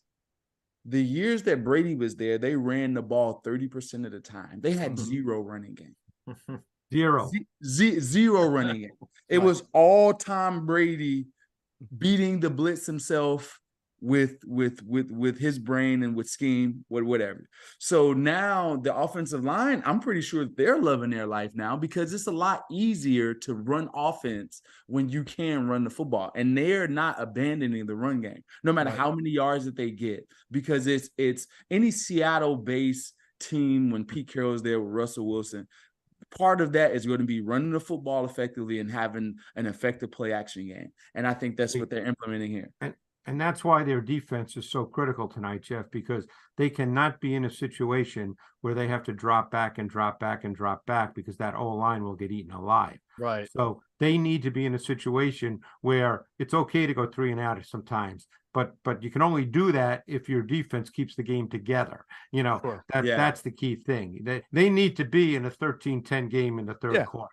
Got to You know, ugly they it up a can't little be bit. They can't be in a 23-3 game because their O-line will not be able to hold up at all.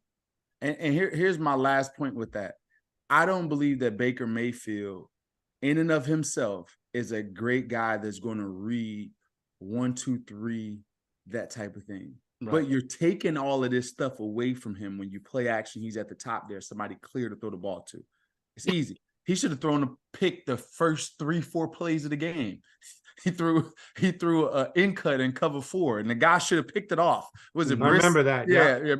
It shouldn't have been thrown because there was no one stopping. They had no vertical defender to take the cover 4 safety out of there, right? So it shouldn't have been thrown. So those types of plays that you see is that he's not going to beat you if he has to read everything out. But if the guy's open, he can throw it and make the throw. Well, Yeah. the one thing he can do though is he does throw with timing. I mean, Yes. it's funny you say that. He came back later, and you'll remember this play, Jay, when he hit Godwin for 24 yards on a dagger concept on the big ball, which he threw with great anticipation. Yeah. Because to that side of the field, it was quarters, and the safety has to take 2 vertical, which he did. He did. Yeah, and then he had the dig ball, and it was there, and he threw with Yeah. great anticipation. Well, I want to highlight Adam's point about, and the point you guys are also making about this offensive line and how it can't get down too much, because it's an entirely, you very rarely see in the NFL an offensive line as refurbished as this one, where every single player is in a different position or just new altogether. And we'll put it on the screen to show you guys. But in 2022, you're talking about from left to right, Donovan Smith, Luke, is it Gedeke, Adam? How do you pronounce that? Well, I thought it was Gadecki, but as you Gadecki? just said, I've heard it both.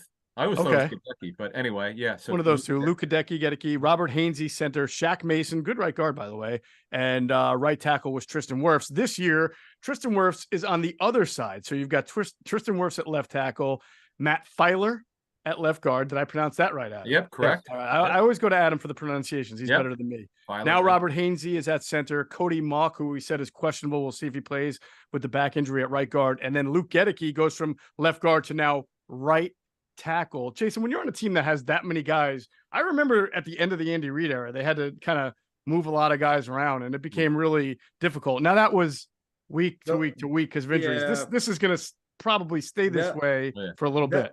That was old dogs too, right? Yeah. It's hard to teach old dogs, right? But a guy like Tristan Wirfs, we drafted 10th, I believe, last year, a couple years ago. He was drafted pretty high. Yeah.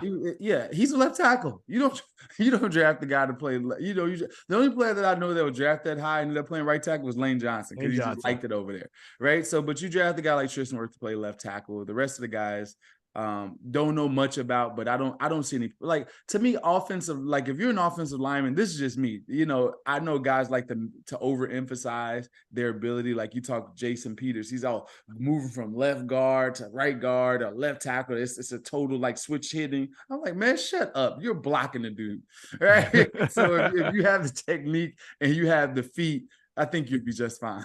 All right. Adam, we know that Tristan Wirfs is a really good tackle. He's really good. So now he's left tackle. Of these other 4, anyone jump out? I know is Filer the one who came over from the Vikings? No. Matt Filer, you might remember from Bloomsburg State. Yeah. Yes, that's where I knew the name Matt from. Filer, I remember He must have might have been like the East-West Shrine Game or NFLPA Bowl. That's how he got noticed. He was not drafted, but he's moved around. He's an old school tough guy, not a great athlete. He's played right tackle and guard, so he's playing guard here. Cody Mock was the Senior Bowl guy. I saw him there with the red hair and the teeth. He's pretty, second round. Yeah, he's the one that got that Braveheart look about him, right? Yeah, exactly. Yeah, wild looking dude. But look, this is when I was there this summer, it's the same line that they started with. They're keeping him like this. Wirfs has been very out front about how the change from right tackle to left has been a challenge for him. He was the 13th pick overall in 2020, and they may extend his contract. This is a big year for him to see if they do that. But the bottom line is tonight, this game's going to be won or lost where the Eagles could get pressure on Mayfield, because I know this year he's been better against a blitz, but we've seen him against a blitz. He gets happy feet. He gets uncomfortable. You saw with Carolina, who didn't have a good line last year. You saw it when things broke down in Cleveland. The bottom line is this is a guy you can get to if you can move the offensive line. Well, we know the Bucs will strive for some offensive balance. They will try to run with Rachaad White. Jason, will they be successful trying to run with Rachaad White against this Eagles' new defensive front? No chance. No chance. I agree. There's always a chance in football, but it's like with Jordan Davis, these guys look so dominant when it comes to run defense. I just don't see a team. I would be shocked if I see a team with over with 100-yard rusher. Not saying they can't rush for 100 yards as a team, but with just a 100-yard rusher this year, I would be shocked to see that this year.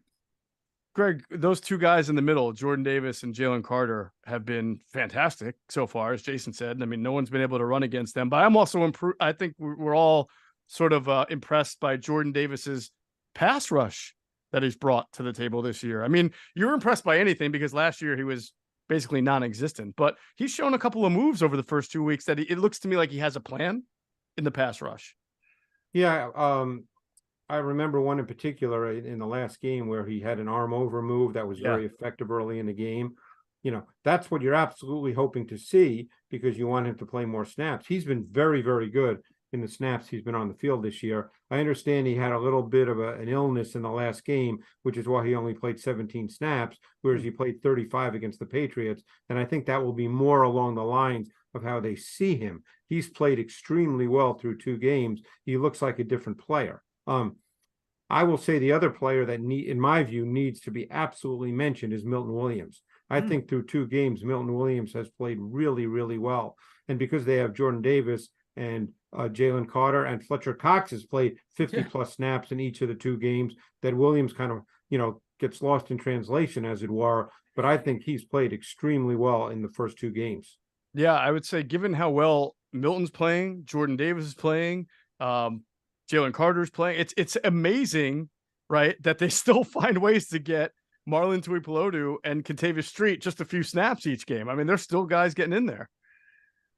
Yeah, I mean, look, in today's NFL, with the emphasis on the pass game and teams running more plays than they used to years and years ago, back in the day, 60 snaps was considered really a good number of snaps. And now, I can tell you when I start to watch tape and I, see how many snaps a team runs and I'm like, see 60, I go, yes. Yeah, but normally I see 72 or 74, teams run more snaps. There's more no huddle. There's more passing. You need, in an ideal world, you want a really strong rotation on your defensive front. And more teams, I think, are drafting and signing players to build that kind of rotation. Yeah. Eagles starting to set a standard. I mean, they do it as well as anybody. The youthfulness in the deep line is reinvigorated Fletcher Cox. He closed the game up last week. That's one of the things that you love to see. All this praise of Jalen Carter and Jordan Davis. When you're a competitor, you're like, okay, this old man still got a little something there left. And I think you need guys like that in order to challenge someone that's been in a spot for so long. Sure. And Adam, to my point, right, we were making about how if you're the Bucs and you lose Carlton Davis, you're just simply not deep and talented enough at corner to just say, all right, next man up.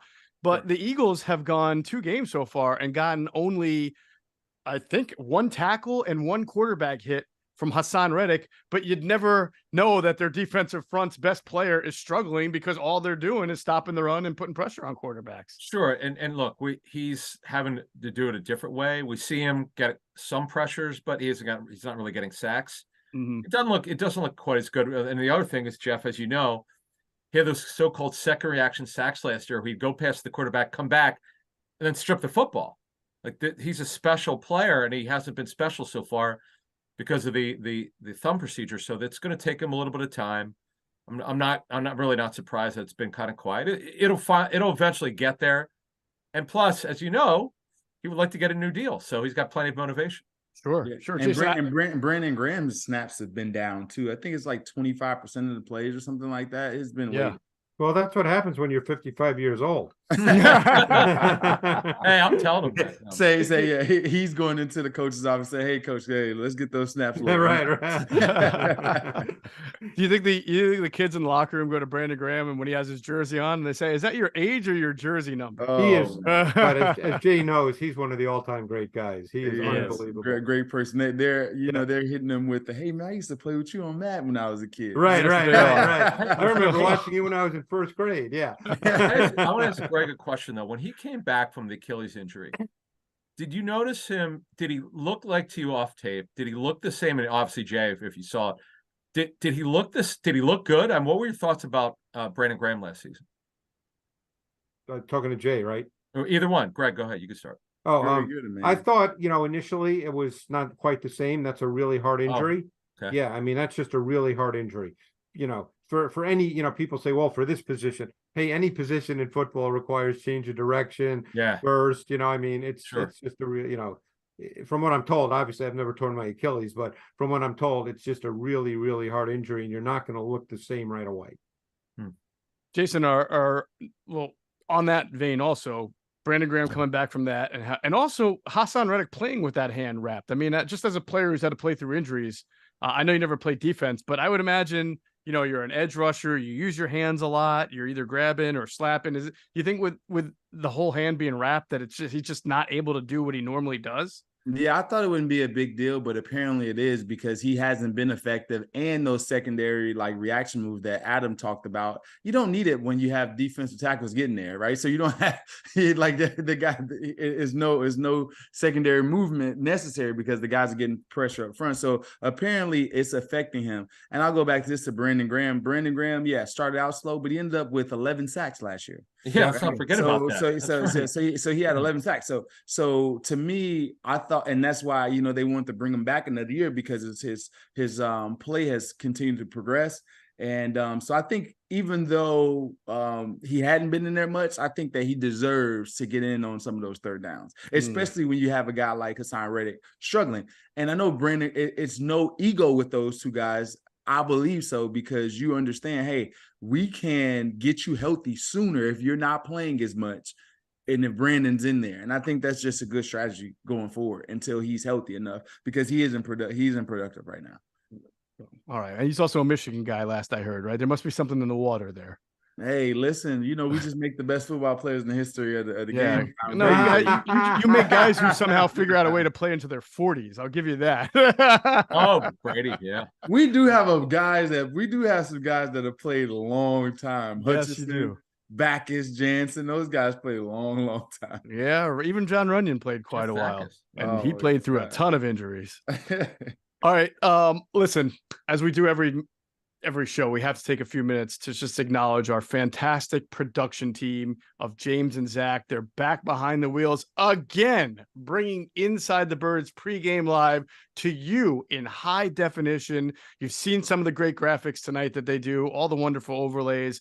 They are the reason why this show is the number one show, or at least number one pregame show in the Delaware Valley, because they take everything we do and just bring it to life. So we thank James and Zach for all of their hard work, and it does not go unnoticed. They are the best.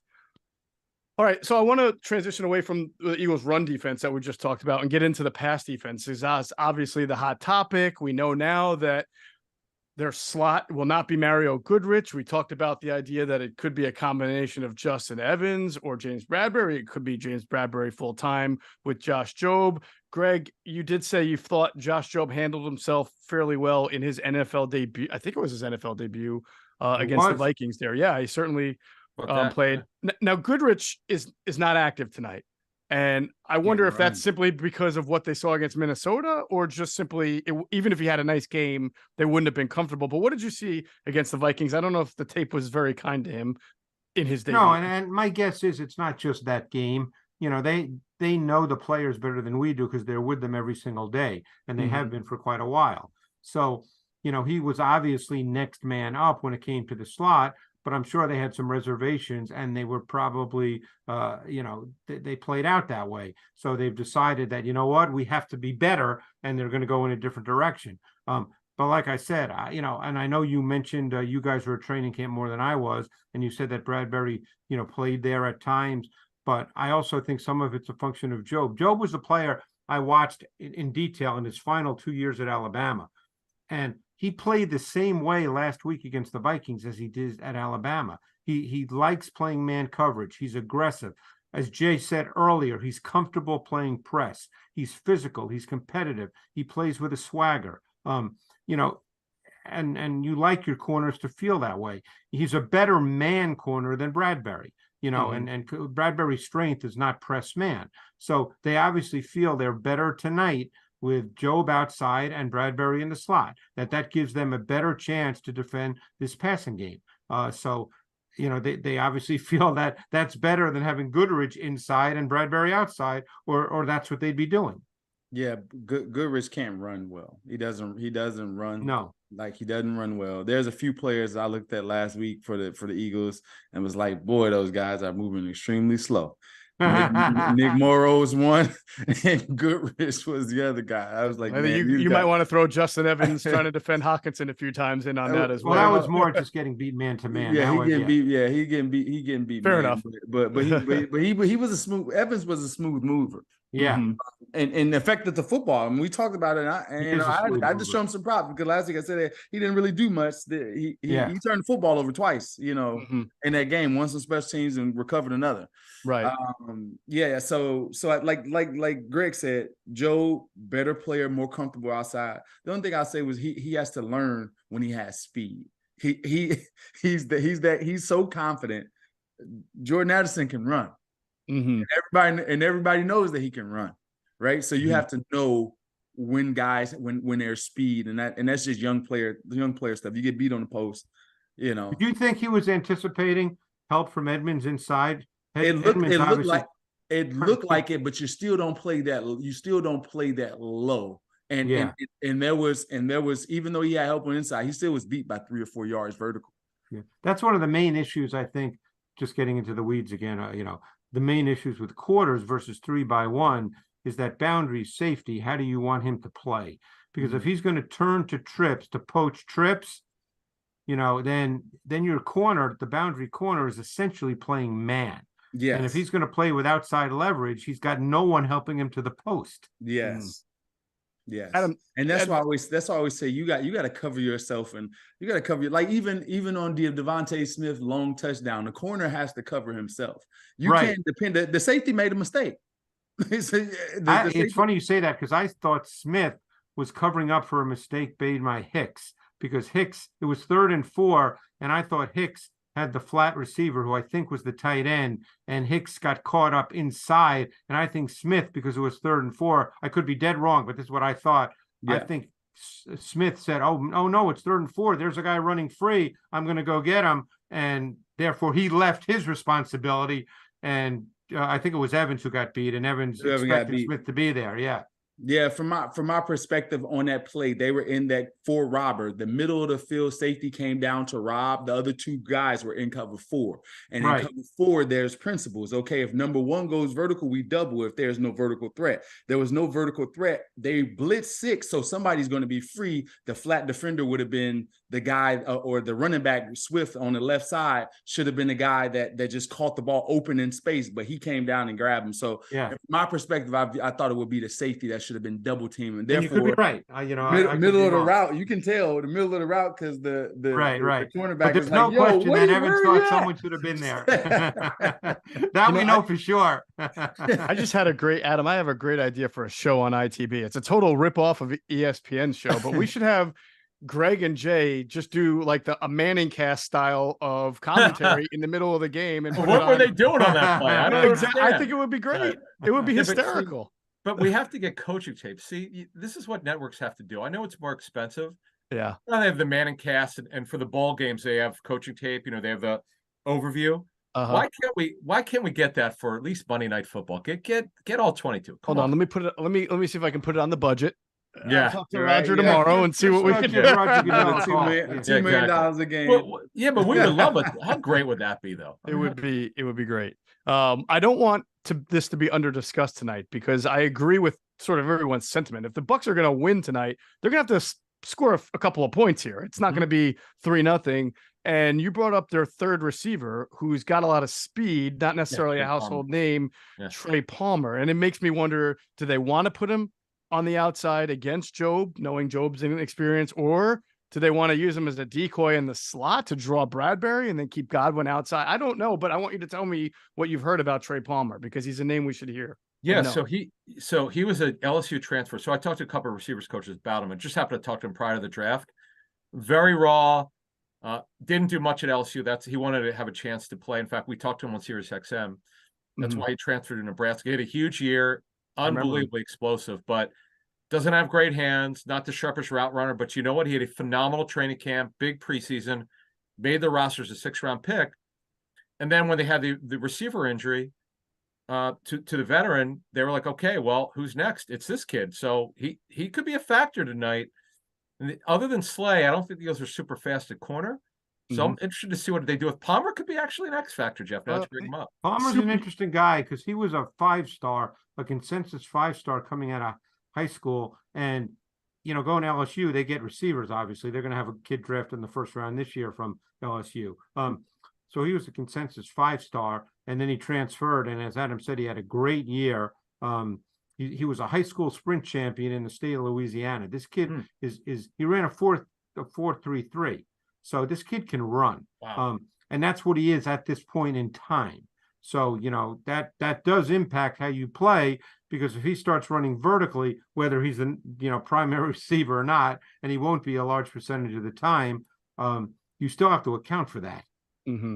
Jason, did Michigan? I know you obviously do sideline radio for Michigan, and did they play Nebraska? I thought they did. He can roll. Michigan played him about 11 yards off. Because he can roll. That was the coaching point, was give him space, tackle him. So, but good. Fortunate enough for Michigan, they sucked everywhere else. Yeah. Well, guess what? They're not much better this year either. I know they got a new coach with Matt Rule. Hey, Jeff, real quick, against Purdue last year, this is incredible. 7 receptions, 237, 34 yards per catch. Yeah, but that's Purdue. No, I'm just kidding. But you know what? But that's what he can do, though. He's that explosive.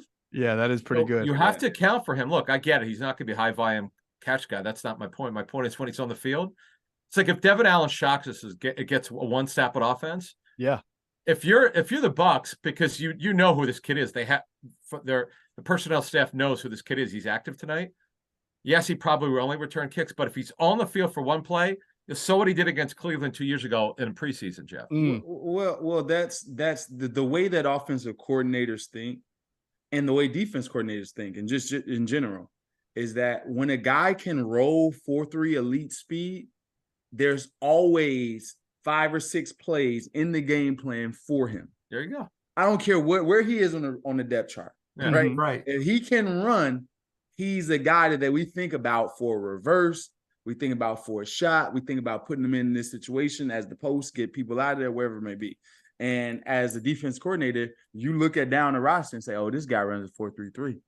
Mm-hmm. We're gonna locate him when he's on the field and let everybody know that's speed." And then you adjust your defense based off of that. There's guys that couldn't play football at all, but defense coordinators are afraid. And by the way, no coach ever wants to give up big plays. But if you're the Eagles D, look, they know that they're dominant on the defensive front, correct? They know that going in. So do the Bucs, by the way. They know that too, that their O-line will be overmatched. So the absolute last thing that they want to have happen is cheapy long touchdowns. Mm-hmm. So you have to be really careful that you're playing great football and all of a sudden Trey Palmer runs by your secondary for a 70-yard touchdown. Oh, I mean, that's the absolute last thing, because you're so much better than they are up front. You can dominate the game up front. You cannot allow that to happen. Yeah. Greg, how much 11 personnel have the Buccaneers showed throughout the first 2 weeks? They played, I can tell you that for a fact if you give me a sec, but I mean, I'm just wondering how much to even expect Trey Palmer. Well, I mean, you never know. They may decide to play more. They'll play 3 receivers a lot. And he's always on the outside, Palmer, right? No, he's not. Oh, okay. So that's interesting. Actually, the Bucs have played, just so you know, they've not among the league leaders in 11. The Bucs have played 55% of their snaps through 2 games in 11. 32% in 12 and 14% in 13. 10% in 13. Yeah, they must be among the league leaders, right? Tight ends. Right. I was going to say they must be among the league leaders in 12 and 13 personnel combined. Yeah. Again, the Mayfield protection program. Well, it's the protection part. That's the critical piece. Of course. Yeah. I wanted to ask you about Sean Desai, if you've been able to kind of distinguish anything about what he's doing on the back end through the first 2 weeks. I don't know. I don't have any stats or any data, Greg, but sometimes I feel like I've seen more man coverage or even 2-man than I remember seeing under Gannon. But, I'm not always the best at picking out specific coverages. But did you notice? Have you noticed more man defense from him? I would say they played more two-man than we saw certainly with Jonathan Gannon. In the last game they played, they didn't feature much blitz. They didn't feature many five-man pressures. It was a coverage game. They played a lot of split safety. Like I said, they played two-man. So we'll see. Don't forget they were also, they didn't play with Bradbury in the last game, so they're he's trying to figure all this out too. So we'll see what they do tonight against Evans, who's a big-time boundary X. I assume Slay will play him when he's on the outside. But then we'll see how they feel about Bradbury in the slot and Job on the outside. I mean, you don't know that till it kind of plays out. Right. Jason, and just to educate the public, for those who don't know, two-man means two safeties deep. So it kind of looks like zone, but it's man underneath the coverage. Yeah, it's man underneath, and your goal for the guys underneath is not to get beat inside. So that's a key point to two-man, cover two-man. You don't want to get beat down the middle of the field in the cover two, and you want to elevate the throw. That's what they always say. They want to elevate the throw if they throw it through the middle. But and you don't want to get beat inside because you have right. Yeah. So that's that coverage is for quarterbacks that are not mobile. You can't do it against mobile quarterbacks. Right. It's a no-no because the guys turn and the quarterback run takes off. It's also a good coverage to help corners, because corners can undercut routes. They don't have to worry about getting beat over the top. Yeah. They have less, in a sense, relatively speaking, less responsibility overall on how they have to play coverage. So it's if against Baker, it's probably a good coverage to play, particularly since you're going to feel that your pass rush can beat the offensive line. Yeah. So this way it can help a Job or a Bradbury, as they're trying to work through playing, Bradbury a new position, Job in his second game. Yeah. Play call, right? A play that came to my mind when Greg said that last year versus Dallas at home, Darius Slay had a dagger on the right side. They were in 22 man or two man, and he undercut it for a pick. Right. So so those things happen. So it just came back to me. So I know that there were times in the last 2 years where you, Jay, and Quentin Michael had to refrain from throwing something at the TV when the Eagles were on defense because of a lack of aggression at times. Where are you at right now with what you've seen from Sean Desai through 2 weeks? By the way, I do feel, and you can tell me if I'm wrong, doesn't he play his corners up on receivers a little more than the corners are? Well, I tell you this: the Josh Jobe wants to be in your face. Yeah, without question. And I like that about it. I like that about guys. It speaks to your character to me. It speaks to your character and the way you think about your ability. Guys that want to play a bunch off, a lot of those guys either want, it's two things: they can't run, or they're concerned about getting picks. Right? So that's it. But through these 2 games, time will tell. I thought he blitzed a little bit more last game.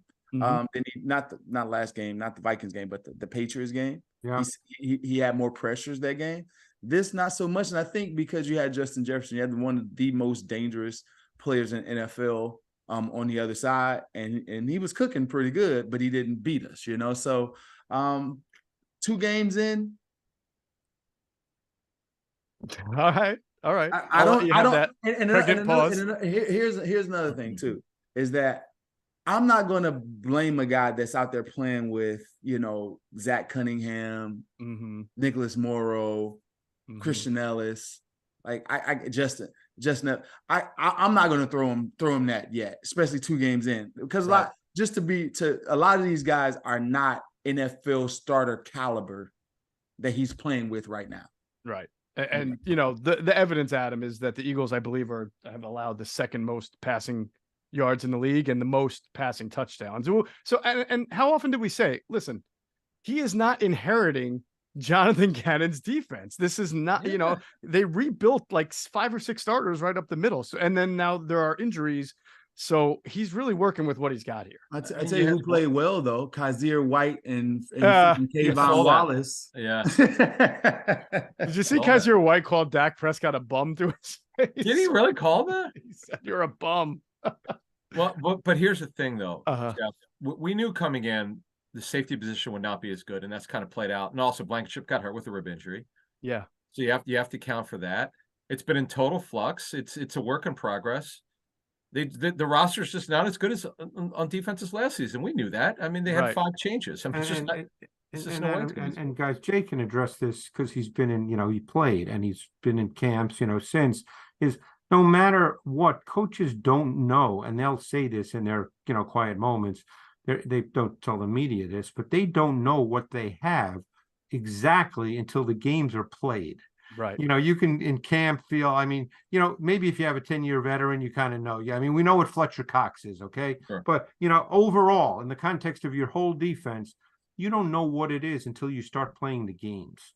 Yes. And then you see how it all fits together and how it works against certain opponents. Hey, this opponent does this. How are we going to handle this? This other opponent does this. How are we going to handle that? You don't know that for sure until you start playing the games. That's why they say the season's a marathon. It is not a sprint. If you can lock Howie Roseman in a room and ask him questions, he was forced to answer it. I bet you one of the biggest regrets he had this offseason is not signing TJ Edwards, because he would make so much of a difference on this team in comparison to everybody else we lost. I don't think so. I don't know, but now that you see that the middle linebacker market wasn't what we thought it would be, but he still would have had an opportunity. He didn't want him back, Jeff. They made no effort to bring him back. No. Yeah.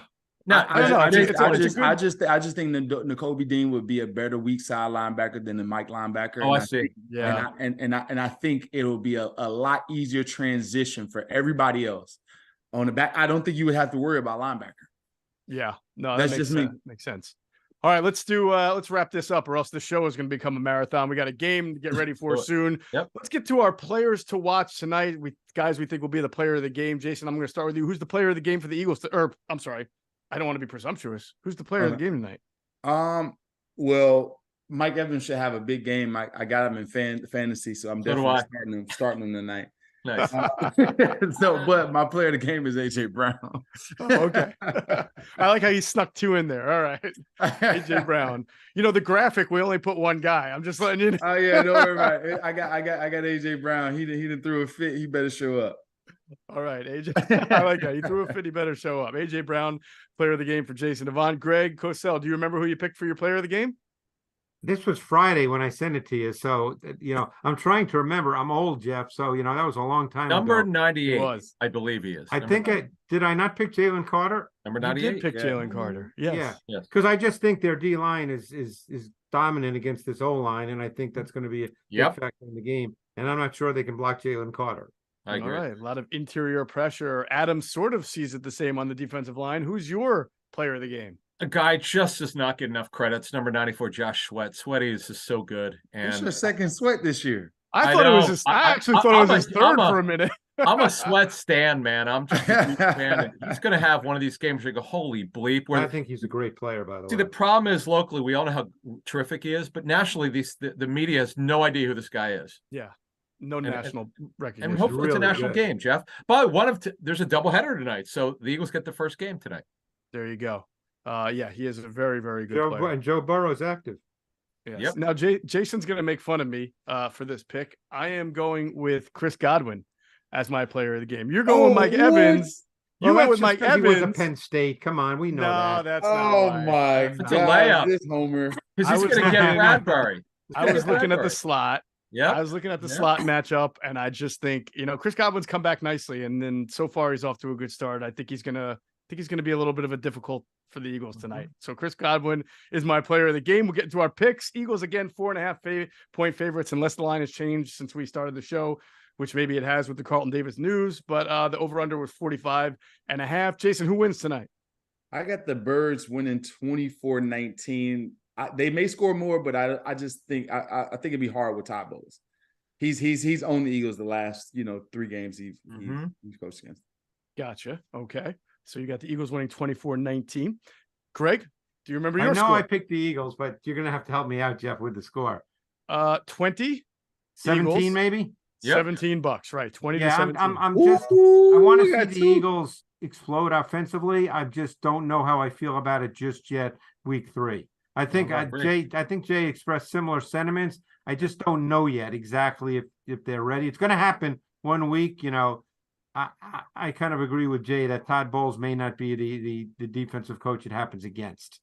There you go. All right. So 2 close games, 24-19, 20-17. Adam, will it be as close as they say, or what do you see? Well, the Eagles are an NFL best 14-4 since Nick Sirianni became the head coach on the road. They are 14-4, better than the Chiefs over the last 2 seasons. Chiefs are number 2 in the NFL. So the Eagles will win tonight. I got a 23-17. I agree with the fellas. This will not be an easy game, but the difference is their defensive line versus the Bucs O-line. They have to win that battle, and they will win that. All right, Adam with a win and a cover in his prediction. Oh. All right, so let me preface my pick by saying that I think the Eagles are the better team. Oh boy, I do think the Eagles are the better team, and I think if this game were played in a neutral field, then the Eagles probably win by. So in other words, the Bucs are winning. I am going to predict that this is one of those kind of weird games, like Washington last year, where the Eagles and listen, these things are hard to predict. You never know when that day is going to be. Where you got it the last time. The ball up 3 or 4 times. Who did you pick last year? No, 2 years ago I picked that ugly Giants game where the Eagles lost to the Giants. Oh, because man, people were not happy with you. You got it right. Yeah, but that's why I'm prefacing this. I'm just saying it's going to be one of those nights. I do think the Eagles are a better team, and we'll go further. But tonight, I just think House of Horrors, Raymond James Stadium is for the Eagles, that they lose 26-23. So that is my prediction for the night. Hey, before we get out of here, who was that kicker that beat the Matt Bryant, 61 yards. Thank you. 63 yards? I knew it was 61. I couldn't remember. It was Matt I was Bryant. on that team. That was one of my first times playing. I fumbled in that game. And sorry. See, I went the whole show without bringing it up, and then Adam had to throw it in at the end there. I was at a game where the Eagles were clearly the better team, but still had to. Nick Foles had to hit Jeremy Maclin with 1 second left on the clock on a touchdown to win that game. Yeah. And I think I got Josh stopped. Freeman started for the Bucs. I don't know. It was like Chris Sims or Josh Freeman. It was crazy. Yeah, Greg Schiano and his defensive line when you were losing. Yes, I remember that. So I just think crazy stuff can happen there, and will happen tonight. We'll see. All right. Big thanks to our friends, Ocean Casino Resort in Atlantic City, Sky Motor Cars, PHL Sports Nation, Zach and James, our producers, and thanks to all of you for watching. Make sure you catch Inside the Birds post-game live about 10 minutes after the game. It'll be myself, Adam Caplan, former Eagles tight end. Clay Harbor will be with us. And of course, we'll have coverage from Andrew DeCecco on insidethebirds.com. Have a great night, everybody. Enjoy the game.